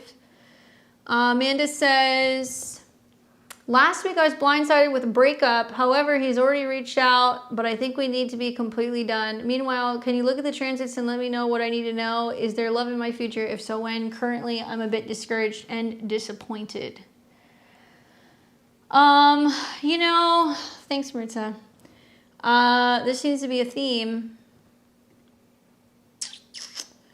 So you got blindsided with a breakup. So let's see, last week. So you didn't say when, but your descendant is 29. Saturn is retrograding towards it. So this represents a reevaluation or a reassessment with relationships. I've observed with this Saturn-Neptune retrograde with clients and also personally, it's a lot of like, things that we were like, oh, it's not that bad. And then the retrograde is like, no, it's pretty ugly. Or like, there is something wrong here. Or like, this is falling apart, or this is not working. At least that's what I've seen. Part of what's going on is because Saturn and Neptune are in your 7th of relationships, it represents somebody kind of dissolving or like fading away, ghosting. And Mars rules Saturn and Neptune. It's conjunct the South Node. So I'm sure I've told you this before, but you could listen to Libra rising horoscopes. Also, guys, the South Node conjunction, which is setting up, is at a 19. That's why we're seeing so many people breaking up. That's where you're seeing people cheating on their spouses with people they work with. That's why you're seeing lots of like conflict in regards to partnerships and marriage. Like, that's what's happening. So my thought is that we got to look at Jupiter. And Jupiter is actually in a good house and it's in a good sign. The problem is that Jupiter is intercepted in your 10th house. So this is focusing more on your career or more the direction where you're going with your purpose. Jupiter's no longer squaring Saturn and Neptune, but as a Capricorn, Neptune, Sun, Jupiter, you're having a Jupiter opposition. So to me, there's pros and cons. The cons are Jupiter really wants you to focus on putting your emotions first, putting your big girl pants on, really thinking about what you want long term. Cancer can mean it's not just about my career and how I feel about my career. It's like, Positive changes with your status. Your relationship is changing. Yes, you lost a partner, but how are you more optimistic and kind of hopeful for the future? Equally, Jupiter is going to start coming into a trine with your Saturn and your South Node, which could actually bring more stability in your relationships and your love life. Pluto in the 5th house can be about a heartbreak, and it's retrograde, and it's sextiling Saturn and Neptune in the 5th. I think Saturn and Neptune going back into Pisces, even though I was like, oh, I hate Saturn and Neptune in Pisces because it was so confusing, I will take that energy any day over the Aries energy. I don't know about you guys. I'd like to hear what you guys have to say. But in September going into October, it's going to be back in Pisces, which is not fun because you're a Virgo rising and it's hitting that 29 degrees. So it might mean, okay, you're still healing, or maybe there's a sense of still, working through things. So you're more so open for relationships. And the 7th house is about like airing out issues. So this can be a time where you're listening to an astrologer more, you're getting readings, you're working with a therapist, or maybe if you are dating, you feel like you're dating people who don't really know what they want. But this is more about a closure energy. So you're kind of wrapping up who you've been with, what the patterns karmically have been in relationships, and maybe where you've been with people, Pisces, who emotionally are going through some things. They could be hiding things. They could be dealing with psychological issues. They could be also, having maybe some difficulty and like they are isolating. And as soon as this changes signs, Jupiter is already in a trine. So I think dating and relationship stuff could get better in October, personally. And then Saturn and Neptune will go direct. They're going to come back. That's going to be like December. And they're going to leave that conjunction on your descendant in February. So it's almost like it's kind of keeping you in a position where you need to be super aware of not being able to read people, or where people can be inconsistent. And this is also about you embarking on what's going to be a new relationship kind of venture forward, right? Pisces 29 is what we end. Aries is what we begin. So you're kind of on the same par with like Virgo risings are going to have this prediction. Saturn and Neptune wrapping up in your 7th. But Libra risings are seeing the Saturn and Neptune conjunction on the descendant. And this is about going like, okay, is there going to be a change in direction with this relationship, or is it going to end? And I would really pay attention to the up and coming Mars opposition, because you're going to function a lot like a Libra rising. So Mars is going to sit on your ascendant here around August 5th, maybe through August 11th. And Mars on the ascendant wants you to like be active, have a morning routine, go and do things, whatever, and like prioritize yourself over other people. So if he decides he wants to come back, or he's checking in with you, or maybe you've met somebody else, or you're dating or whatever, there is like this feeling that's like, no, me first, Mars in the 1st house. And the ruler of this is Venus. Well, where's Venus? In the 10th. Me, my goals, my career, my reputation, everybody else has to wait.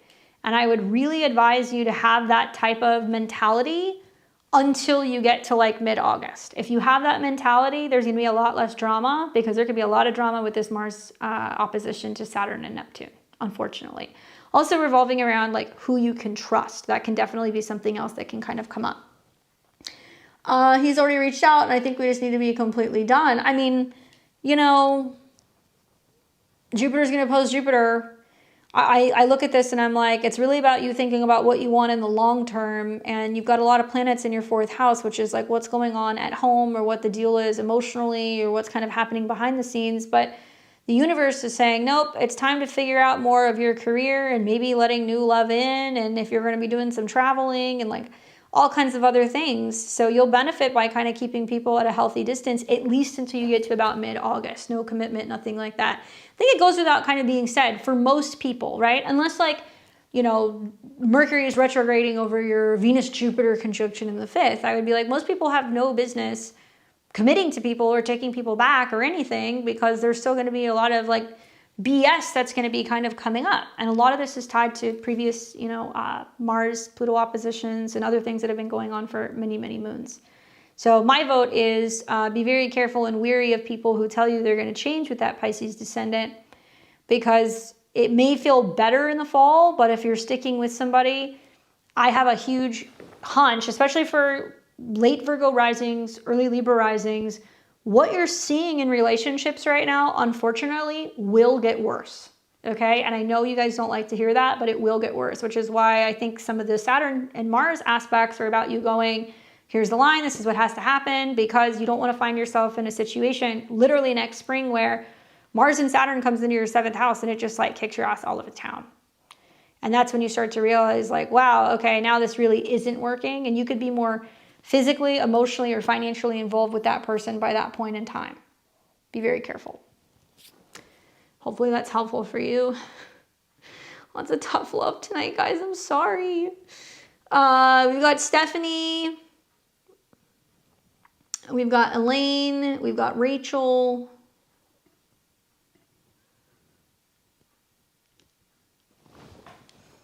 Where is she?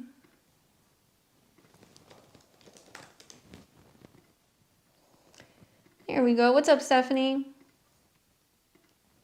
Another Libra rising. Let's see, what does she have to say? 6/30/83. Currently in between jobs and would like to know when the next one will come in. Thank you. Well, what a great place to be in right now, Stephanie. I mean, it'll be here any day, literally, and it's going to be a good job. Jupiter's sitting right on your sun. 8 degrees of Cancer is a really funny degree. It's almost like I have observed with, and I've seen a lot of this recently, like the last month, because I'm talking to a lot of people who have that transit going on with their personal planet. This is a Scorpio degree in a Cancer sign, 8. So it's about something changing, and it's like, ooh, this feels uncomfortable. What's changing? How do I need to change it? You know, and like, am I opening up to something new? It's scary.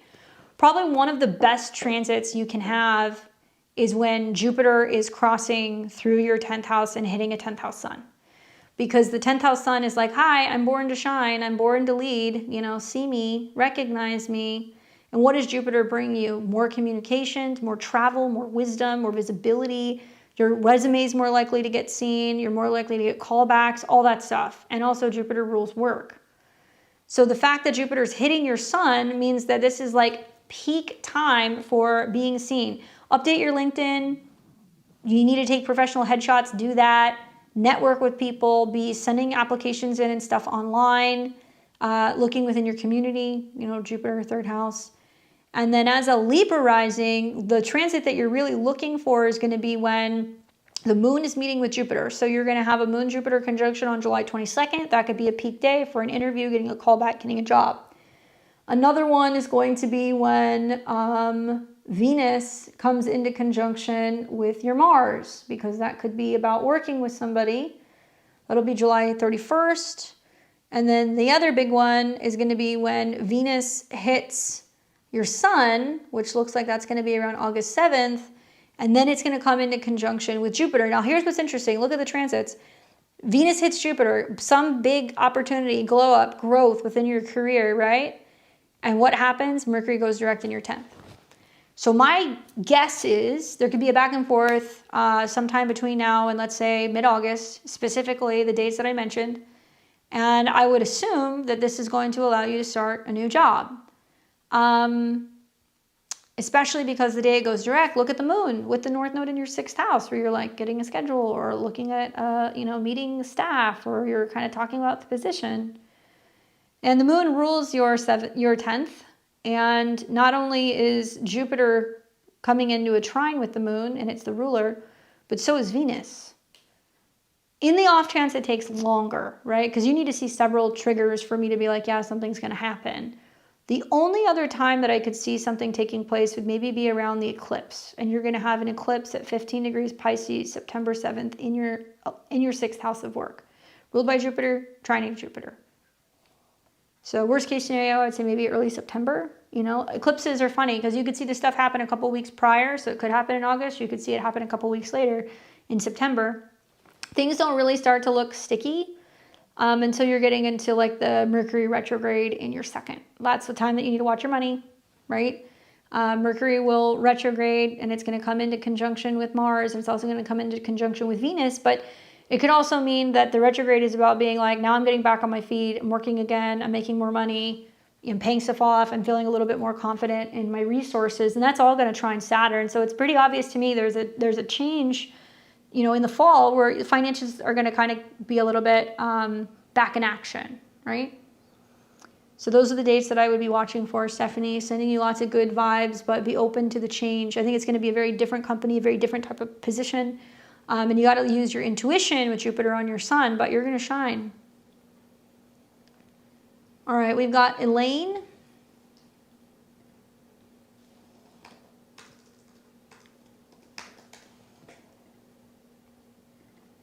Make sure I have the right Elaine here.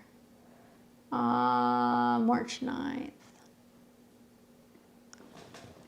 Here we go. All right. Miss Elaine, March 9th, 87, Sag rising, sun in Pisces, and your moon is in Cancer. So you're going through the Jupiter 8th house moon stuff too. All right. Elaine says, I just want to know what is coming for me in my new job and with finances. Thank you so much. What's up, Elaine?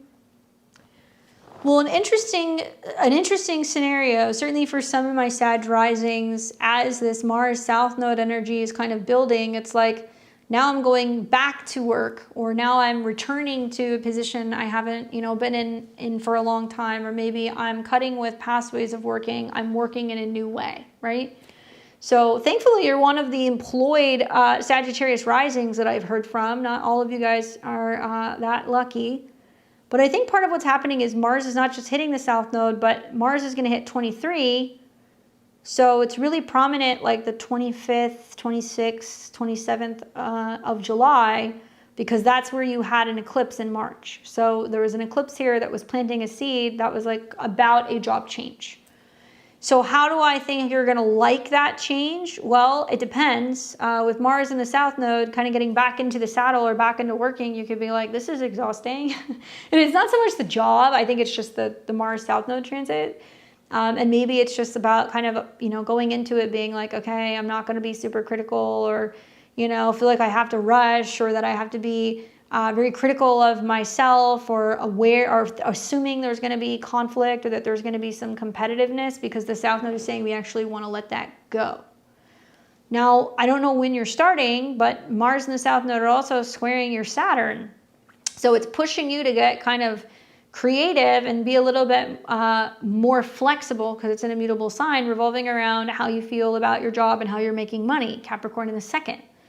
So Mars is going to square your Saturn. It's also going to square Uranus, and it's going to be a lot of like, okay, well, there could be moments where you're like, I didn't expect that, but I think that they're quick moving transits, so it's not going to be something that's going to be entirely too bad. I also think that Venus overall rules your sixth house of workspace. And, Venus is coming up in conjunction with your moon. Venus is going to meet Jupiter. I think you're going to like the pay. I think you might like the benefits. You might feel a little bit more comfortable with what you're kind of bringing in financially. So that's good in that regard. On the other side of this, Mercury is retrograding in opposition to your Venus. So maybe it's just about you kind of getting back in the swing of working and some of the financial changes that are coming from working again, while Pluto is heading towards a conjunction with your Venus. And that's not going to be until like the next couple of years. So it's pretty safe to say possibly there could be some job changes down the road, but you deal with that when it comes. I like that Pluto's in your second house trining Uranus. It keeps like a fun vibe revolving around changes in your workspace, people that you're meeting, new updates and kind of improvements. I think the one thing that I would say is Mercury does rule your career house. So Mercury is retrograding in your 8th, so it can mean, okay, I'm getting an astrology reading. I want to get insight and kind of use the occult to see how my work is going to go.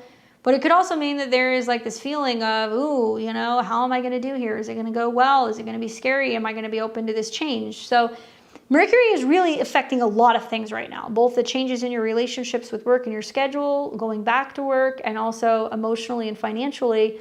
He's like the puppet master that's affecting all of these particular planets.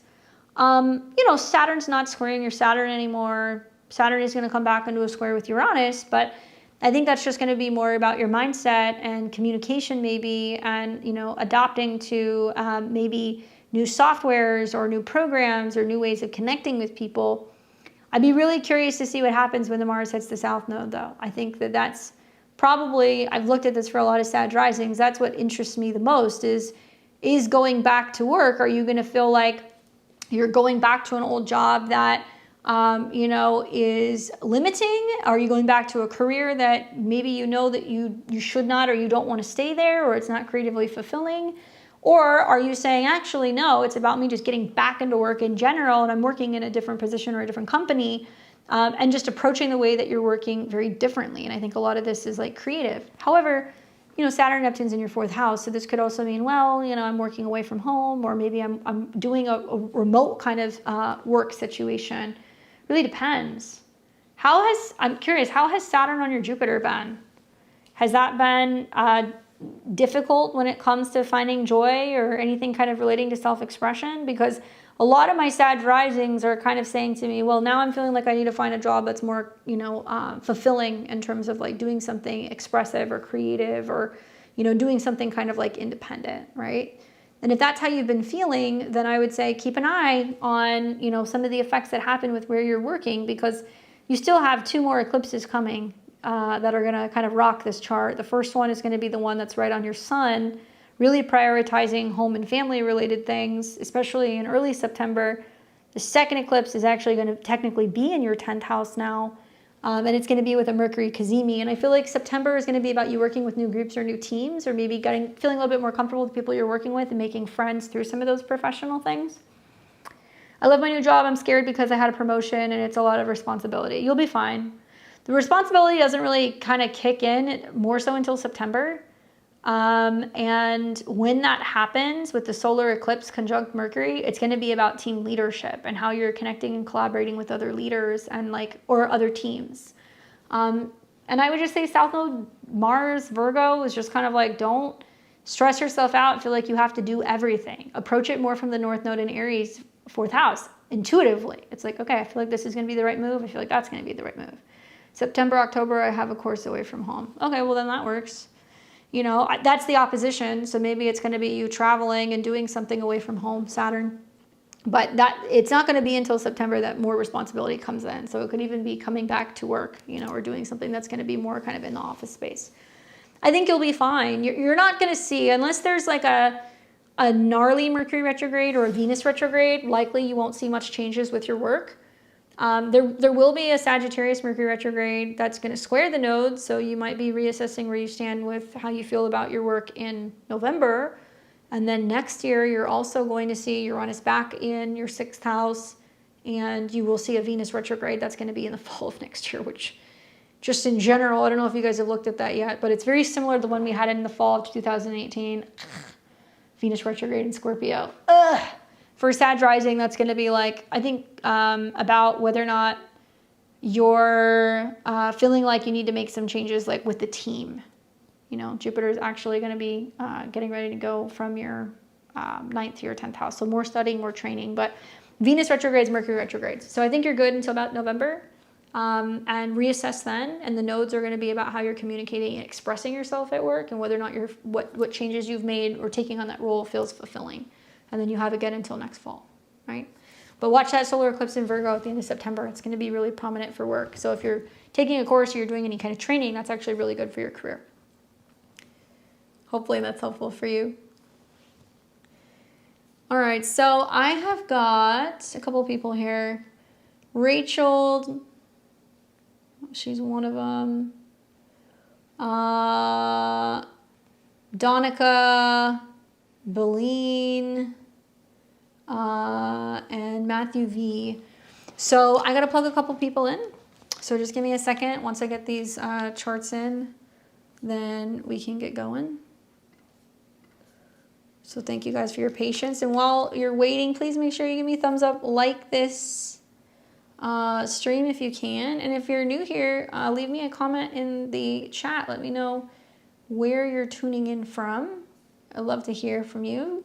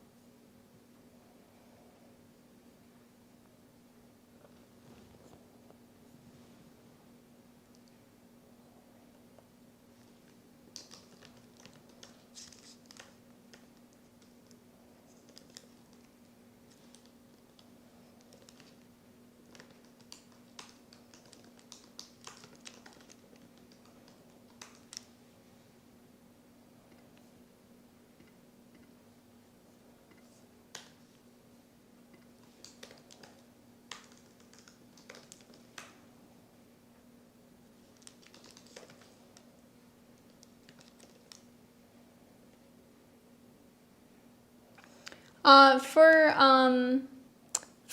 Belle or for Beline, where was Steve born? And do you know what time? Because that's kind of important. So if you're asking a question about Steve for Sinistry, do you have the city? And if not the time, that's okay. I can work around that. But definitely having the city kind of helps. And if you have roundabout the time he was born, or if you have access to his birth certificate, if that's your husband, you might want to check that. Info for Steve, info for Steve.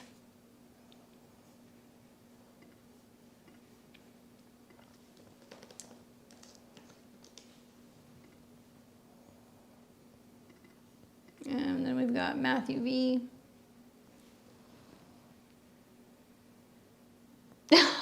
What planet do we have to appease to stop the Jurassic Park movies? We went and saw the new one at the drive-in. It was so bad. It was so bad. I kept watching the screen and I was like, why does that T-Rex look like Predator? It had like the same, you know how they have like the mutated, sorry, I guess I'm spoiling it, but they have like an island of all the mutated dinosaurs that they left there, but they literally had the same head as Predator. I'm like, come on, seriously? And I felt like it was pretty low budget for a Jurassic Park movie, in my opinion, but I'm an astrologer, not a movie critic, so what do I know? All right, so hopefully we hear about Steve and the asteroid. Yeah. All right, so we're gonna start with who else? Okay, so we've got Rachel, Donica, Belle. Get back to me about that husband, girl. Steve, and then Matthew V. Rachel. Here she is. Libra rising, sun in Taurus, and that moon is in Libra. All right, so let's see what Rachel has to say. What moves should I be making for my future financially? All right, so let's talk about it. Venus is connected to your money in theory. Okay, from a Libra rising whole sign, it's more Mars. Good news is that Jupiter's hitting your Mars and it's at a 10. So there's some career glow up, opportunity to make more money coming in. You don't see it, but it will come. It's also squaring your moon, which means it's about you kind of going like, I need to do what's best for me emotionally when it comes to work. And it may feel a little uncomfortable, but it's good. I see like my chart when I look at your chart because I have the same stuff here. So I feel like with Jupiter hitting your Mars, it's good for money and career, but Jupiter is also really getting kind of dinged up, opposing Uranus, Neptune, and Saturn. And oppositions kind of feel like you have to meet in the middle. So when you natally have a lot of these placements in the 10th house and in the 4th house, there's like this ping pong effect where it's like, it's work and career, and then it's like, no, it's home and family. And then you're like, wait, how do I feel? And it's this never ending cycle because the moon is there. So in order to make money, you need to tap into both Venus and Mars, okay? So Jupiter hitting Mars means that if you're just listening to your gut about what moves you need to make, you're gonna make them. The other thing that we look at is Venus, and Venus is obviously conjunct Jupiter, so that's good. It is in Gemini. You just recently had your Venus return. You do have Uranus coming up pretty close to your Venus. It's not hitting yet, but that means that you could start making money through stuff connecting to marketing, traveling, media, publishing, teaching. I think a lot of like, especially early Libra risings, it's a really interesting time right now because Uranus trining your ascendant means that you're more kind of open to doing things spontaneously. It does make you kind of airy, but it does make you go like, yeah, I am going to take a course or I am going to learn about opening a business. And it could be something that you're passionate about, right? 5th house Lord. And it's trining Pluto. Now, the other thing is the 5th house is speculative, risks, gambling, working with the market. So I think about how Uranus is really close to Mercury, where you could be learning about investing, or you could be learning about cycles or patterns, and that could actually help you acquire more wealth, Pluto. The other thing is that you're going to see a pretty significant turning point when Venus comes into conjunction with Jupiter, so that could be some good news in regards to career or maybe making more money. And Venus will hit your Mars first, so right around August 8th or 9th, give or take a couple days, that could bring a promotion, a new job, or making more money. And then you're also going to see in the fall, Mercury will retrograde in your second house. So a lot of like Libra risings need to watch their expenses, because when that retrograde hits in November, it's going to go from the third house into the second. So it's things like not spending a bunch of money on travel, not getting a new car, being mindful of like gadgets that can kind of have issues or breakdowns, investing in courses. Maybe this is going to be about changing websites and things like that. And I'm not crazy about Mercury retrograde Sag, but when it gets into Scorpio, it's going to help you financially, and it's going to trine Saturn. So this could also mean that you're considering some kind of like training. In a nutshell, you're getting kind of raked over the coals here, because Saturn and Neptune are hovering at this 0 degree. So it's squaring your ascendant, where you're like, what am I supposed to be doing for my career? It's also squaring your descendant. Where is home? It's opposing your ascendant. Who am I? And things right now are a little haywire. I wouldn't make any big decisions yet. You need to wait until Venus hits some of the planets in Cancer. I think there could be very good things happening for you at the beginning of August, job and money-wise. But while that's happening, Saturn opposes Mars. So it tells me that in a relationship sense, it's almost like you might say, well, you know, I no longer can be in a relationship with this person. It's no good for me. And then if you decide to take space, you're going to throw yourself into your career. Or you could say, well, I can no longer, you know, work for this company or with this person. I got to break away. And you're doing so because you have another job offer, or maybe there is an opportunity for you to take a higher position. So this is a chart that's going to get lit up like a Christmas tree in the immediate next like month. And then as Saturn and Neptune drop back down into your 6th house, then in September, October, November, it's more about changes with your daily routines, your work, and your health. And that could also bring a new job. But the moon ruling your 10th house of career in the 1st house means you need to use your intuition, and you need to follow that tendency of like listening to your gut. Now in Libra, it's like, well, do I want to do this, or is this just something that looks good? And the moon squaring Mars and also squaring Uranus and Neptune and Saturn tell me it's more than that. It's your emotions, your home and your family situation, all kind of triggering something that's about whether or not you really feel capable of showing up in your career the way that you need to show up in your career, right? Chiron's in your 10th house. Healing professions, working with women, taking care of children, you know, property, real estate things too, intuitive stuff. But Mars being at a 10, and Mars is trining your Pluto, I'll let you in on a secret, you actually need somebody's help.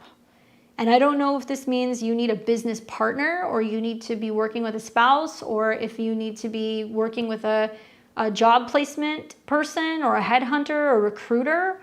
But Saturn retrograde here would be a good time to be like, okay, you know, how can I be talking to somebody about making headway in my career? And that could be a coach, right? That could also mean that it's about talking to somebody about investing or investments.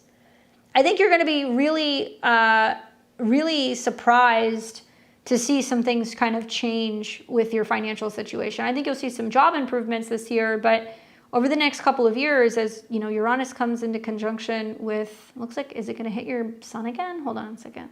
It's going to get very close to your sun. So that's more investing, I think, in February. And then Uranus is going to come into conjunction with your Venus pretty soon. So that's also going to shake things up next fall. And you'll probably find that you're going to not only be traveling more and you'll have the funds to do it, but this makes me wonder if you're going to get into like teaching something, if you're going to get into marketing, if you're going to get into publishing, writing, something like that. Because that's where your Venus is, you know? And Venus trines your ascendant, trines your moon. It's conjunct Jupiter. Like, what's it like to be God's favorite? Venus and Jupiter conjunctions are some of the best things that you can have. And if it's trining your 10th house Lord, that's a way to kind of like help neutralize some of the Saturn, Neptune, Mars oppositions. You know, all those planets you have in Capricorn are retrograde. Chiron and Mars in the 10th house is like, you could do a lot of things with that. You know, you could go and you could actually feel inspired, and you could become more independent with your finances if you got into property and real estate, flipping homes, selling homes, staging homes. You could go and work with mothers and women and do some kind of healing modality, very Mars Chiron. And also I feel like you could do some kind of design work or anything revolving around like staging or interior design. I think you'd be good at that too. But that moon means you're constantly indecisive, or you're fluctuating, revolving around what you want to do, and you're constantly thrown off by, oh my God, well, there's always something kind of going on at home, or issues with family or problems with the past, which will stunt you and keep you from moving forward and doing some of these Cancer 10th house things. So you need a partner or a spouse, a coach, you know, a headhunter, somebody who can help you kind of open up to some of these new opportunities. And it might be beneficial to talk to a career coach, to be honest with you. Hopefully that's helpful for you, Rachel. Sending you good luck with some of those changes. We've got Donica. Am I saying that right? Donica? Leo rising, sun in Capricorn, moon in Libra. She says, best timing to start marketing and best ways to make money. Money's a little challenging right now for Leo risings, especially if you have Virgo placements. And it's just primarily because the South Node is going through the second house of money and resources, which I know is a huge focus for you if you've got that Uranus, Pluto, Mars in Virgo. Most of it's in your first house. It's whole sign second. So there can be lots of like shocking, surprising, unexpected things with money, but very powerful when it comes to going after what you want. Mars is there. The ways of making money is both going to be connected to Mercury. So obviously while Mercury is going retrograde, a lot of like late degree Leo risings and also Virgo risings are like, okay, you know, I'm trying to reassess how can I make more? Where am I getting out of my own way? Where can I get cosmic insight as to like where I go and, you know, kind of focus on money and finances. And you said specifically marketing, if I remember correctly. Let me go back and look at this. To start marketing. So if you're going to want to market, it depends on what you're marketing, right? The seventh house is actually going to be your clients. So this is going to materialize as stuff on your descendant. Now the North Node is there. You're done with your Saturn return. That's good. Marketing is going to be more connected to your ninth house. And because Mars rules your ninth house and it's conjunct the South Node, you're like, is it a good time to do that? Should I invest money in it? Is it going to be successful? Honestly, I don't think so. Not right now. You will have a better time though. So I would advise you to at least let's get Mars out of these conjunctions. It's a good time to be thinking, right? Plotting, kind of strategizing and thinking about what has and has not been working. Don't invest anything yet. Wait until we get to August and some of this stuff starts to clear. I also want to see Mars come out of an opposition with Saturn and Neptune. And I would like to see that, you know, after August 13th, which is fine. Mercury's still retrograde. It's going to go direct right around there. You will see Moon in your ninth house trining the Sun. That's your chart ruler. So it can be good for putting the word out, getting stuff out there. And you also have Mars, which rules marketing, coming into a trine of Pluto. So think of like between now and the 13th is like okay, rearranging what has and hasn't worked. Let's try something different. Let's get everything in order. And if you decide that you need to do something immediately, you're better off doing it right around there. The other thing is the South Node coming into conjunction with Pluto, you know, it can mean that there's going to be some stuff that's going to happen over the next couple of weeks where you're like, well, I'm getting rid of things, I'm selling stuff, I'm cleaning stuff out, I'm not holding on to things as much, which I would really encourage. Whether this is like knickknacks or, you know, whatever. Virgo could be pet stuff, it could be old health equipment, it could be old office stuff. Get rid of things. You're going to have a really great transit all through September where like you can actually downsize and do with less, and you can also be a little bit more particular when it comes to your spending habits. So there can be this less is more. Usually Mars in the second house has a tendency to want to spend money. And with the South Node there, you're like, how do I do it without spending a lot of money? Or how do I navigate this kind of more challenging kind of financial situation right now? You'll have an eclipse that's going to be there. Okay, so I think another good eclipse that's good for marketing is going to be this one. And this isn't me saying you have to do something the day of the eclipse. Eclipses can hit a couple of weeks before, a couple of weeks after. But your marketplace, and when you're selling to people, that's your 7th. So you're going to have a full moon lunar eclipse in your 7th around September 7th. It'll be right on top of Chiron, so it can actually be healing issues revolving around relationships and other people, potentially bringing you in resources, whole sign 8th. It's going to trine Jupiter in the 11th. This means that you need to be marketing yourself to groups. You need to be putting yourself out there where there's other people who are seeking your services and what you have to kind of offer.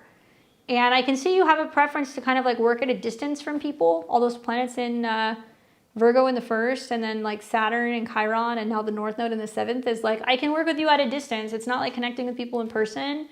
And maybe helping people who are having insecurities or having emotional issues, people who are doubting whether or not they can kind of get the job done. And then you're like, hey, this is what I can offer you. This is how I can help you.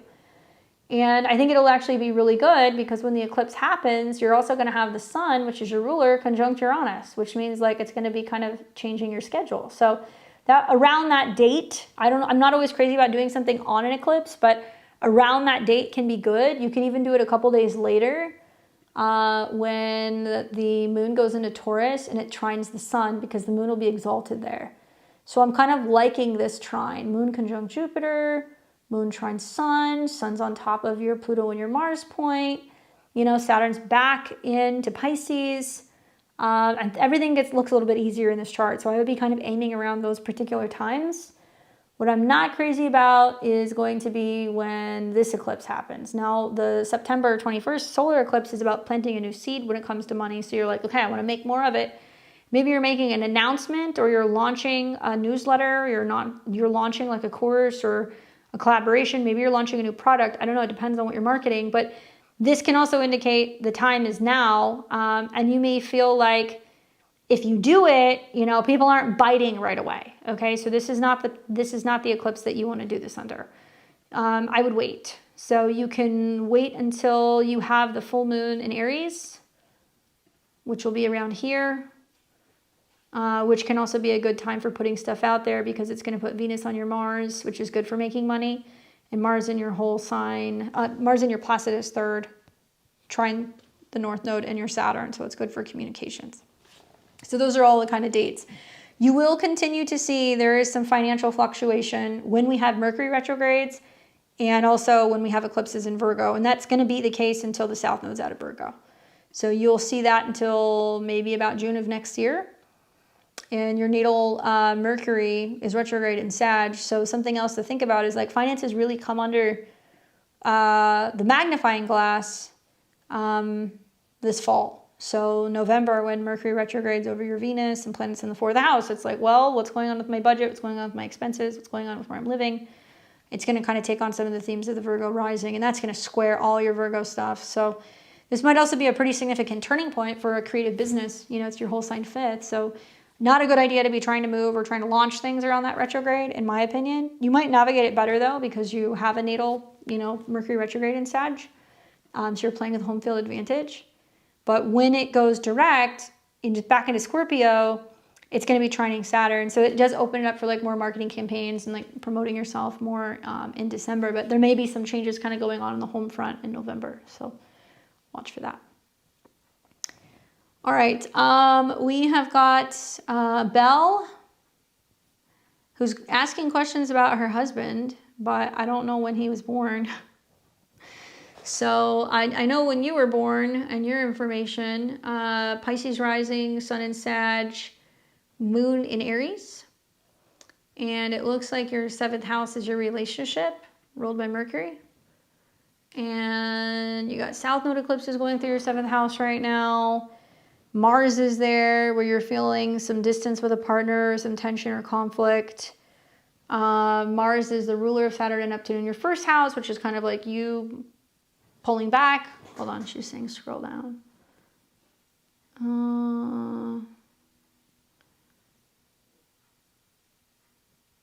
I see 5394. I don't have the time or the city, so it's not coming up. Maybe it got cut off, but it's not on here. All right, so just looking at your chart, you know, seventh house is them. Fifth house from this house would be the 11th, which is ruled by Saturn. So if something shady is kind of going on with another person, you would actually see it happening with Saturn or in your fifth house. 8:09 p.m. in Los Angeles. Okay, thank you. That helps. Now I don't have to kind of guess, you know. All right, Steve, 8:09 p.m. in Los Angeles.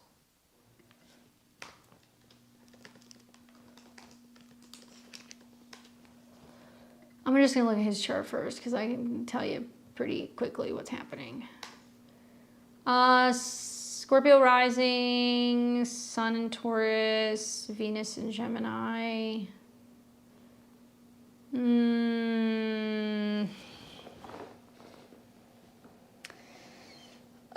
Did you notice that stuff was kind of weird in March and April? There was a Venus retrograde that went through his 6th house, which could have been like a back and forth he was doing with somebody at work. Doesn't mean he was, okay, but he could have been because of where the retrograde was.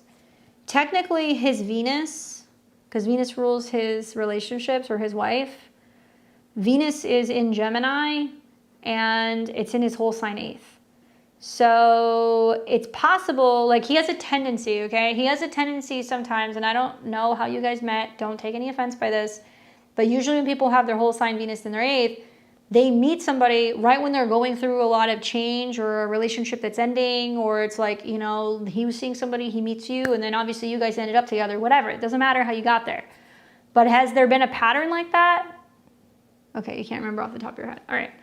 Because usually when people have their whole sign Venus in the 8th house and it's at a 10, that's literally about meeting a partner or relationship. Venus rules the 7th, at work, 10, and in secret. Okay? So I got to check out a couple of things here.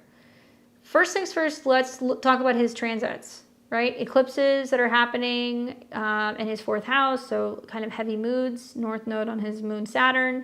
I don't know if you guys have a kid, but there can be going back and forth revolving around where you stand in that department or where you guys are with one. Uranus is also going back and forth in his 10th house where there's been a lot of static in a relationship. It's been in opposition to Pluto, so this materializes as like a partner kind of being like, you know, you're hiding something, you're not telling me the truth, you're being intense, what's going on? And like, it's directly connected to how he communicates, okay?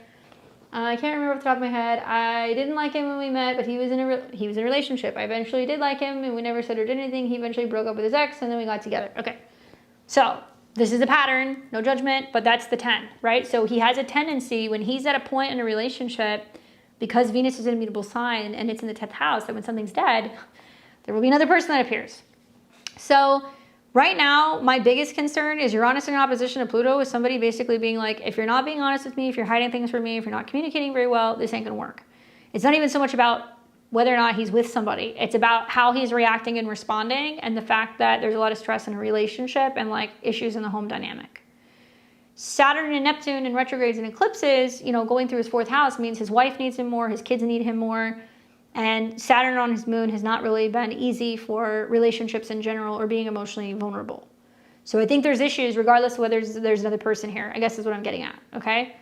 In terms of whether or not he's cheating, you know, I will tell you I would be more concerned down the road. Obviously, if that's happening, you want to know, but I'm kind of looking at 2 years from now when Uranus is hitting his Venus, which is the ruler of his 7th house, and Uranus and Venus and Juno are all aligning. That could be talking about some kind of switch up that's going on in a relationship. At the same time, you know, you're also going to be seeing that Neptune is sextiling Uranus and Venus. So if he's been deceptive in matters of love or, you know, partnership, it's going to kind of come out. In your chart, it's a little bit more telling because it talks about how you're going through a situation right now where you have a partner that you're feeling disjointed and disconnected with, right? Eclipses in the South Node in the 7th, and that is wounding you, you know, Chiron being there. I think with Mars going through there now, the Mercury retrograde, it's like whether or not the relationship is working for you the way that it is, not feeling like it has to be about whether or not he's cheating. It's just kind of like, look, hey, is this working? Because I can see there is going to be another reassessment of this relationship down the road in your chart. This is going to be coming up when Mercury is retrograding over your Juno and over your Jupiter. Okay? This is literally going to be like if you're telling him, hey, this ain't working, you know, maybe we shouldn't be living together, whatever. That could be happening in November. That's very obvious in your chart. I'm not saying you should do that, but I think Mercury is tied to the South Node, and this is whether or not you guys are feeling like it's cohesive and working. That's going to come up. The other thing that we look at is your composite chart. Now, I have more faith actually looking at the composite than anything else to see if there's cheating going on. Aries rising, moon in Gemini, sun. And so here's what's interesting. Look at this. I literally said, I was like, November. Well, what's going to happen in November? Mercury's going to go retrograde over your guys' composite Juno and your sun with Mars. It's like, well, what are you hiding from me? Mercury rules coworkers. Girl, you can try to confront him, but with Uranus in opposition to Pluto, he's going to try to hide it. And you're much more likely to have more proof or to be able to confront him or be able to be like, okay, now I know something is going on when this retrograde is happening. because it's literally going to be about something that's happening at work. Relationships and other people, you know, is more going to be about the 11th house. This is like lovers. And the North Node is conjunct Saturn. So that tells me he's got somebody at work that he's like talking to and confiding in, but it doesn't necessarily mean that it's like a sexual relationship, right? It's like somebody he's talking to, but it's not necessarily like going anywhere from what I can see. Venus also rules your marriage. And so Pluto is coming into a square with that next year. Mercury is also squaring this right now. I feel like it's more about like if you have reason to question who he's working with and who he's like friendly with at work, I would be like, okay, well, if there's nothing to hide, then, you know, then talk about who you're working with, or like, why are you hanging out with this person? It really depends. I guess I would wonder what makes you think that he's having, he does lie a lot. I need solid proof of that. You're gonna have a really hard time proving anything, because Pluto in the North Node in the first house is somebody who's incredibly private, and he's always gonna be like 5 steps ahead of you, unfortunately. And, you know, his Venus and his Mars, Scorpio rising whole sign, right? Venus in the 8th house, some kind of an affair, you know, Mars having sexual attraction or connection to people at work, but that doesn't mean that he's actually cheating. If anything, I think the Venus retrograde was like going a little bit back and forth with somebody at work, but then being like, this is not a good idea, I don't want to do that. And I don't really feel, I don't think he took the bait, to be honest with you. I think there was maybe this realization that his own relationship was having issues and he was talking to somebody about it, but I don't think he was actually cheating. I'd be more concerned with him getting caught cheating in November, and having looked at your guys' composite chart, I'd also be more concerned about some of the stuff that's coming down the road, because next year, Pluto square Venus, especially Venus in Scorpio at a 7, you know, and Aquarius does represent other people. That's where I would be more focused. And that's not even, is that next year? No, it's going to be a couple years before it hits 7 degrees. Everything seems to kind of coincide with 2028, in my opinion, because the Pluto square happens there, right here. And then this is also when Uranus is on his Venus. And that can be where things are like actually being revealed. But I don't think he's doing it right now. And I can tell you, as you know, Scorpio rising, Saturn and Neptune, his whole sign 6 is like grind, lots of work. It's difficult. You know, he's having to spend more time at work, or there's more kind of responsibility or kind of commitment. And then Mars is going to come into an opposition with Saturn. So none of these things make me feel like he's necessarily cheating. However, you're going to want to keep your eyes out during that November period, and you're also going to want to be keeping your eyes out when Uranus is coming up on his Venus. That's going to be like, next summer. And then obviously I'm really kind of focused on 2027 going into 2028. I mean, I could look at the horary. I could take a stab at it. So whether or not Steve is cheating, let's see. Now, so is he cheating on Bill? So Capricorn rising, you are my client, so you are the moon, and your moon in the 4th house is exalted, so that's good. You know, lovers and other people, or I guess like, you know, other women is going to be more Venus. Venus is making a square to Mars, and also it's making no aspects to the sun. Mars in the South Node, that's not really doing anything, although it is in Virgo, but it's conjunct the South Node. So my interpretation looking at this, honestly, is if something was going on, it was purely emotional. And if there was anything that was going in that direction, I think it was abruptly halted, because I think that it was not going to be something that was going to be productive for either party. And I do get the impression that dealing with this other person, they've kind of scaled back on like talking to him, because they know that he's married, or they get the impression that he's kind of back and forth, like he doesn't want to cross the line. Scorpio risings.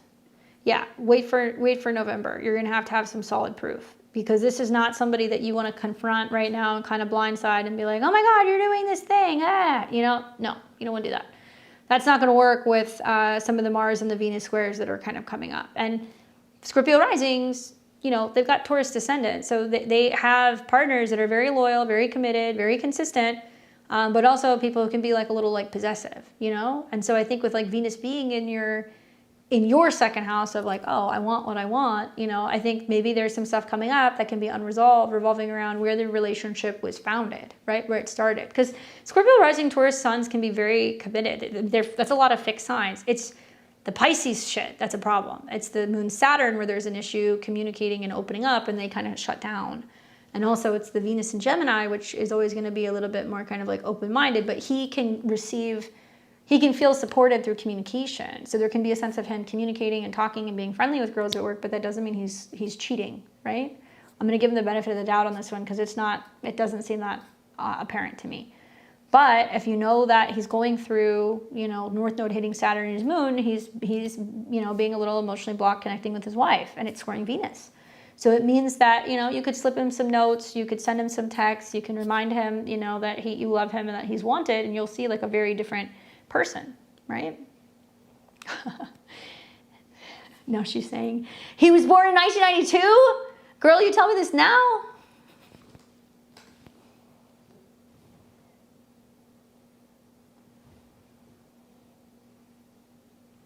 I have 1994 on my side, just so you know. It's okay. She's like, I just noticed.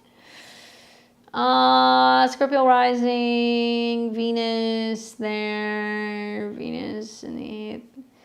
Venus is now actually in the 6th house. It's okay. Mercury retrograde, right? Venus is actually in his 6th house, which is a little bit more inclined in the direction of like relationships with people at work. Pluto is squaring that.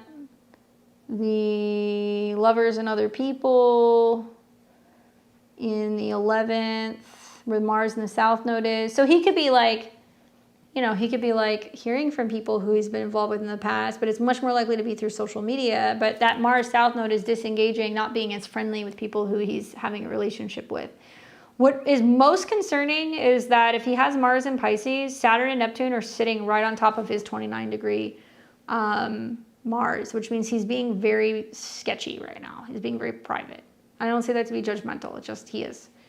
And Saturn and Neptune is in his whole sign 6th house, squaring his North and South Node, which means there is some stuff going on at work that he's not fully communicating or expressing properly. It's not enough for him to be cheating, though. Right? That's not enough for him to be cheating. Mercury is tied to his 8th house. Mercury is there. Mercury is conjunct Juno. Did you ever meet him through work? And it's May 3rd. I mean, that's not going to make much of a difference, to be honest with you. But are you sure this is your husband, girl?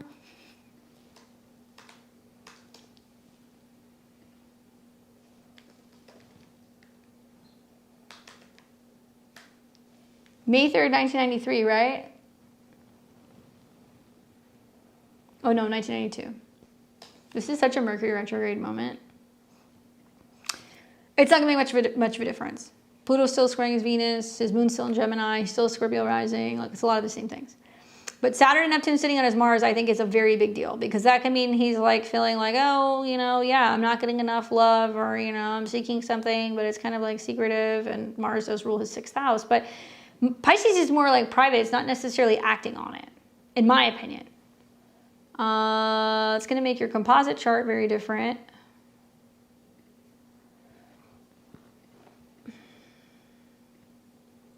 Capricorn rising. See, Pluto's conjunct Venus and Mercury.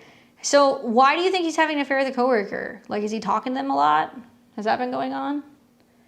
Because you do have Venus, Juno, so that's about marriage and partnerships, conjunct Mercury. And that South Node Mars is there. It's okay. I still want to know how you met him. Like, did you ever work with him? Because some of these conjunctions can imply, like, oh, I met him at work, or I met him through a coworker, or, you know, I met him at a gym. I met him through a friend. Okay. Well, I mean, you guys have had some retrogrades here recently. Nothing that's spelling out like disaster. The moon is going to represent your relationship, and Venus is the ruler of your moon, and Pluto is going through a conjunction with Venus. So honestly, It's going to be more about whether or not you guys are overcoming some of these challenges as a relationship, and if you're like expressing love and like working on your relationship through the Pluto-Venus transit, especially as like kids come into play, right, out of 5. So Jupiter in your 7th is good for working on your relationship this year. I'm not seeing anything that's like screaming, oh, you know, he's having an affair, but definitely he has some sneaky suspicious behavior. Pluto hitting your Venus, and also you guys having like a Saturn-Mercury conjunction, that also means that you're going to be a little weary about like who he's talking to or what he's doing, right? You met him through his childhood friend.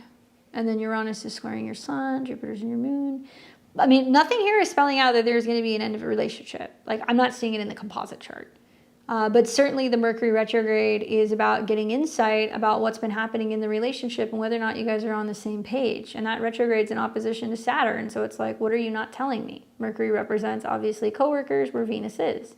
You have reason to be concerned. I see it in this chart too, but I don't suspect that there's going to be anything that could be really concerning, maybe until the South Node hits until transit Uranus hits your South Node. Once again, 2027.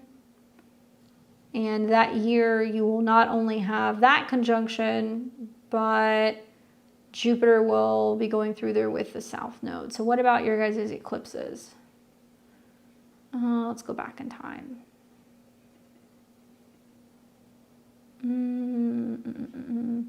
So the eclipses in your guys' chart that are really going to start affecting you in a big way is going to be next spring. No, sorry, next summer. So you're going to have an eclipse in opposition to your Juno and your Mercury. So next summer is when it's going to be like, okay, are we working through this or not? And then you will see other eclipses that are going to come through that's going to be on your Mercury, on your Juno, and that'll be beginning in 2027. But yeah, just to kind of wrap it up, definitely some shady behavior, but I'm not convinced he's necessarily with somebody. If Pluto was squaring his Venus from the right-hand side, maybe, but it's squaring from the left-hand side.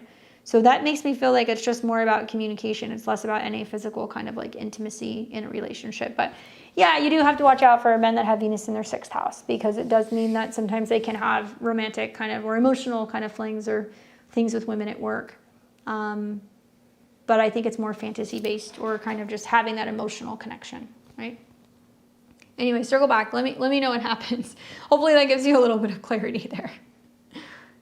All right, we got Matthew. Thank you for your patience. Matthew V.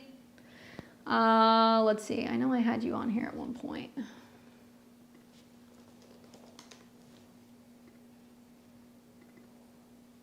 All right, Matthew. Cancer rising, sun in Taurus, moon in Libra. Matthew says, hey Candace, April 27th, 99. I was wondering what the astrology looked like for me August 7th through 9th. This is when I plan taking a trip to New York City with my work crush. What may happen and how will the astrology affect it? Thank you. No worries. All right, so we're going to be looking at the 7th through the 9th. So you're brave. You're going to be traveling during the retrograde. All right, so you leave on the 7th, right around this full moon in Aquarius. So the fact that there's going to be a full moon in Aquarius in your 8th house is definitely, well, it's about spending money. It's right on top of Uranus. So that's also going to mean surprising kind of changes and themes revolving around the 8th house. It can mean that you're breaking free, you're doing something different.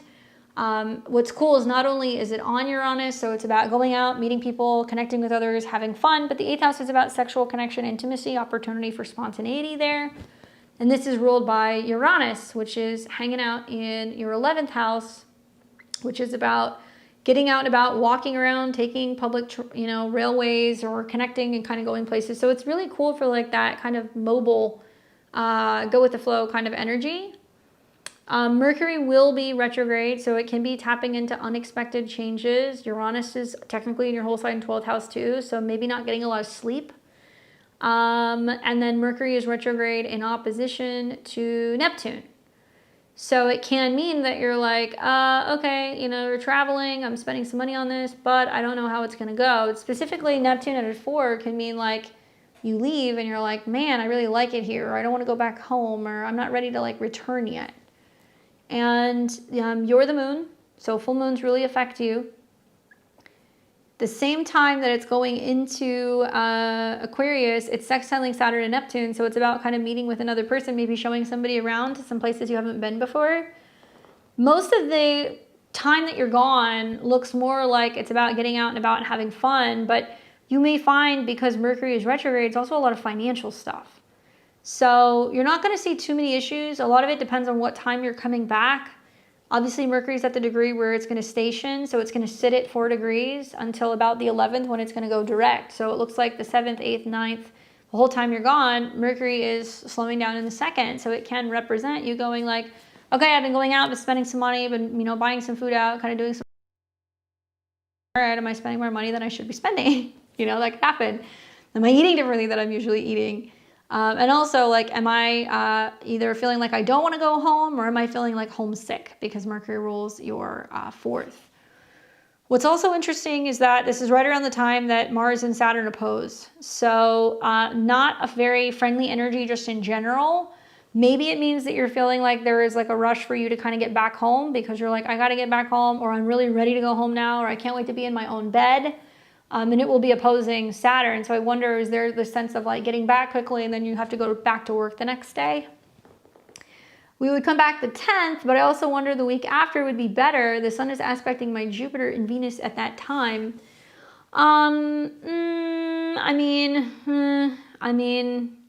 Yes and no. The sun is sextiling your Venus and it's trining your Jupiter, but the problem is I don't know if that's going to negate some of the Mercury-Pluto oppositions where I feel like things are going to be a little bit more expensive than you want.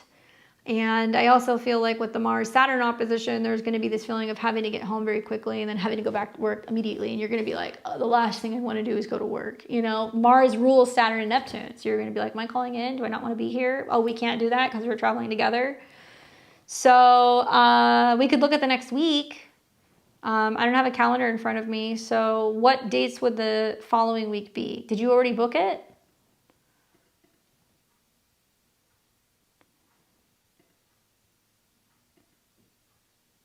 So that would be what, the 21st? If you left on the, the 14th, right? That'd be 7 days later. So Mercury's direct. You're going to have Mercury still trine Saturn for the 14th through the 16th. Okay. Venus is still kind of conjunct Jupiter. This will be the last quarter square, but it's still very social. And it is going to trine. No, I take that back. Mars will already be in Libra. I forgot.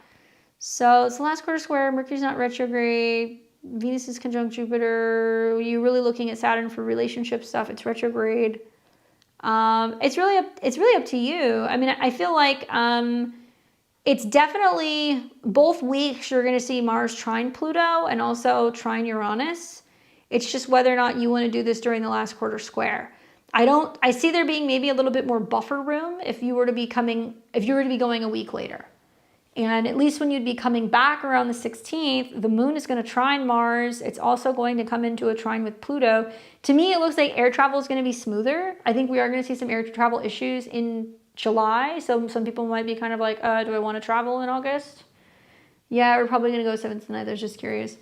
I mean, so, just watch what you're spending. That's my advice. And, know that it looks like it's going to be like you're up the entire trip. You're out, you're doing things. Because I think with Uranus getting hit in your natal chart and then it's being ruled by transit Uranus, which is trine Mars, it's like, okay, we're getting out, like no sleep for the wicked. That's kind of the vibe that I get.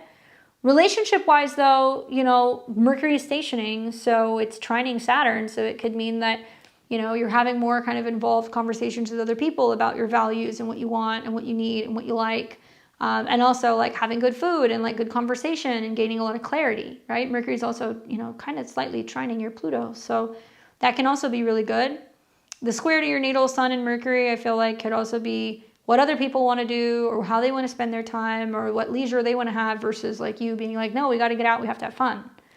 So believe it or not, I think more of the more challenging energy is going to be in July. Like, yeah, August we'll see Mars and Saturn oppose. So just be mindful that you're probably not going to feel like going to work, and maybe getting some sleep the night before you guys come home, or cracking a Red Bull or something, because there's definitely going to be this feeling of being super exhausted when you get back.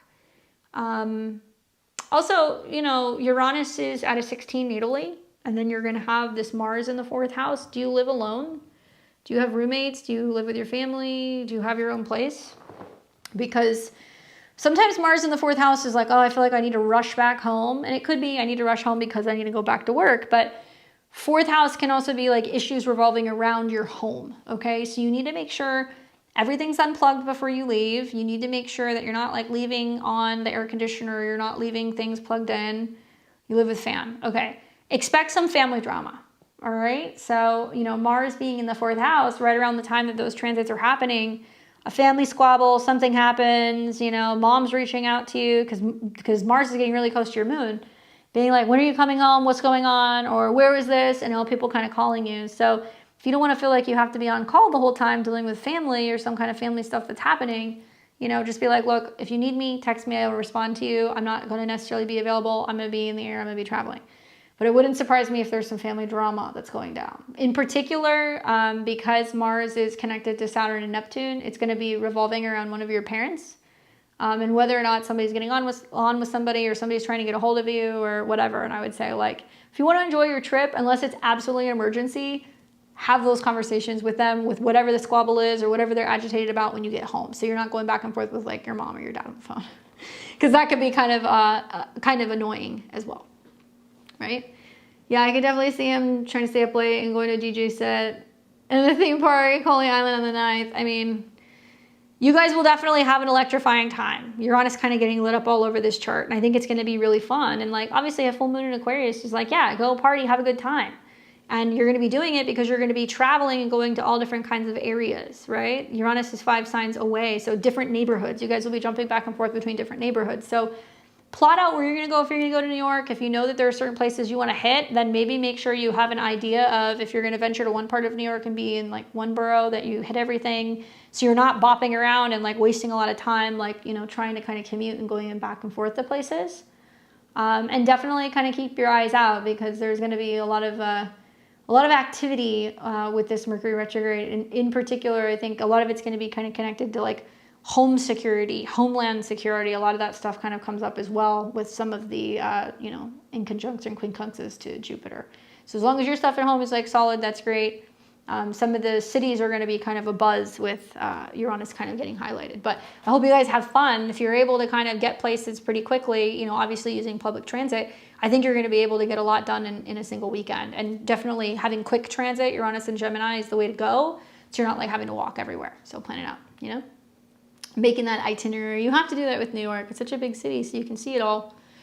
Well, I hope you had fun. Have a slice of pizza or a hot dog for me. And that is going to be it for me for this week, guys. Thank you so much for hanging out with me on a Friday night. I will be back here next week on Friday. We're going to be doing live tarot. Hopefully those of you guys who still want to come in on level 4, you guys can. You can get those readings, and make sure you're subscribed so you can see the weekly astro weather. I talk all about the new moon in Leo and also the Sun-Pluto opposition and what to watch for. You guys don't want to miss it. For more about me and my work, click the links below. Head over to my website at beyondtheveiltarot.com. I teach astrology. I'd love to teach you. I've got a couple of different study at your own courses. I've also got personal transit calendars and much more. So check that out, and I will catch you guys back here on Sunday. Until then, enjoy your weekend. You guys take care.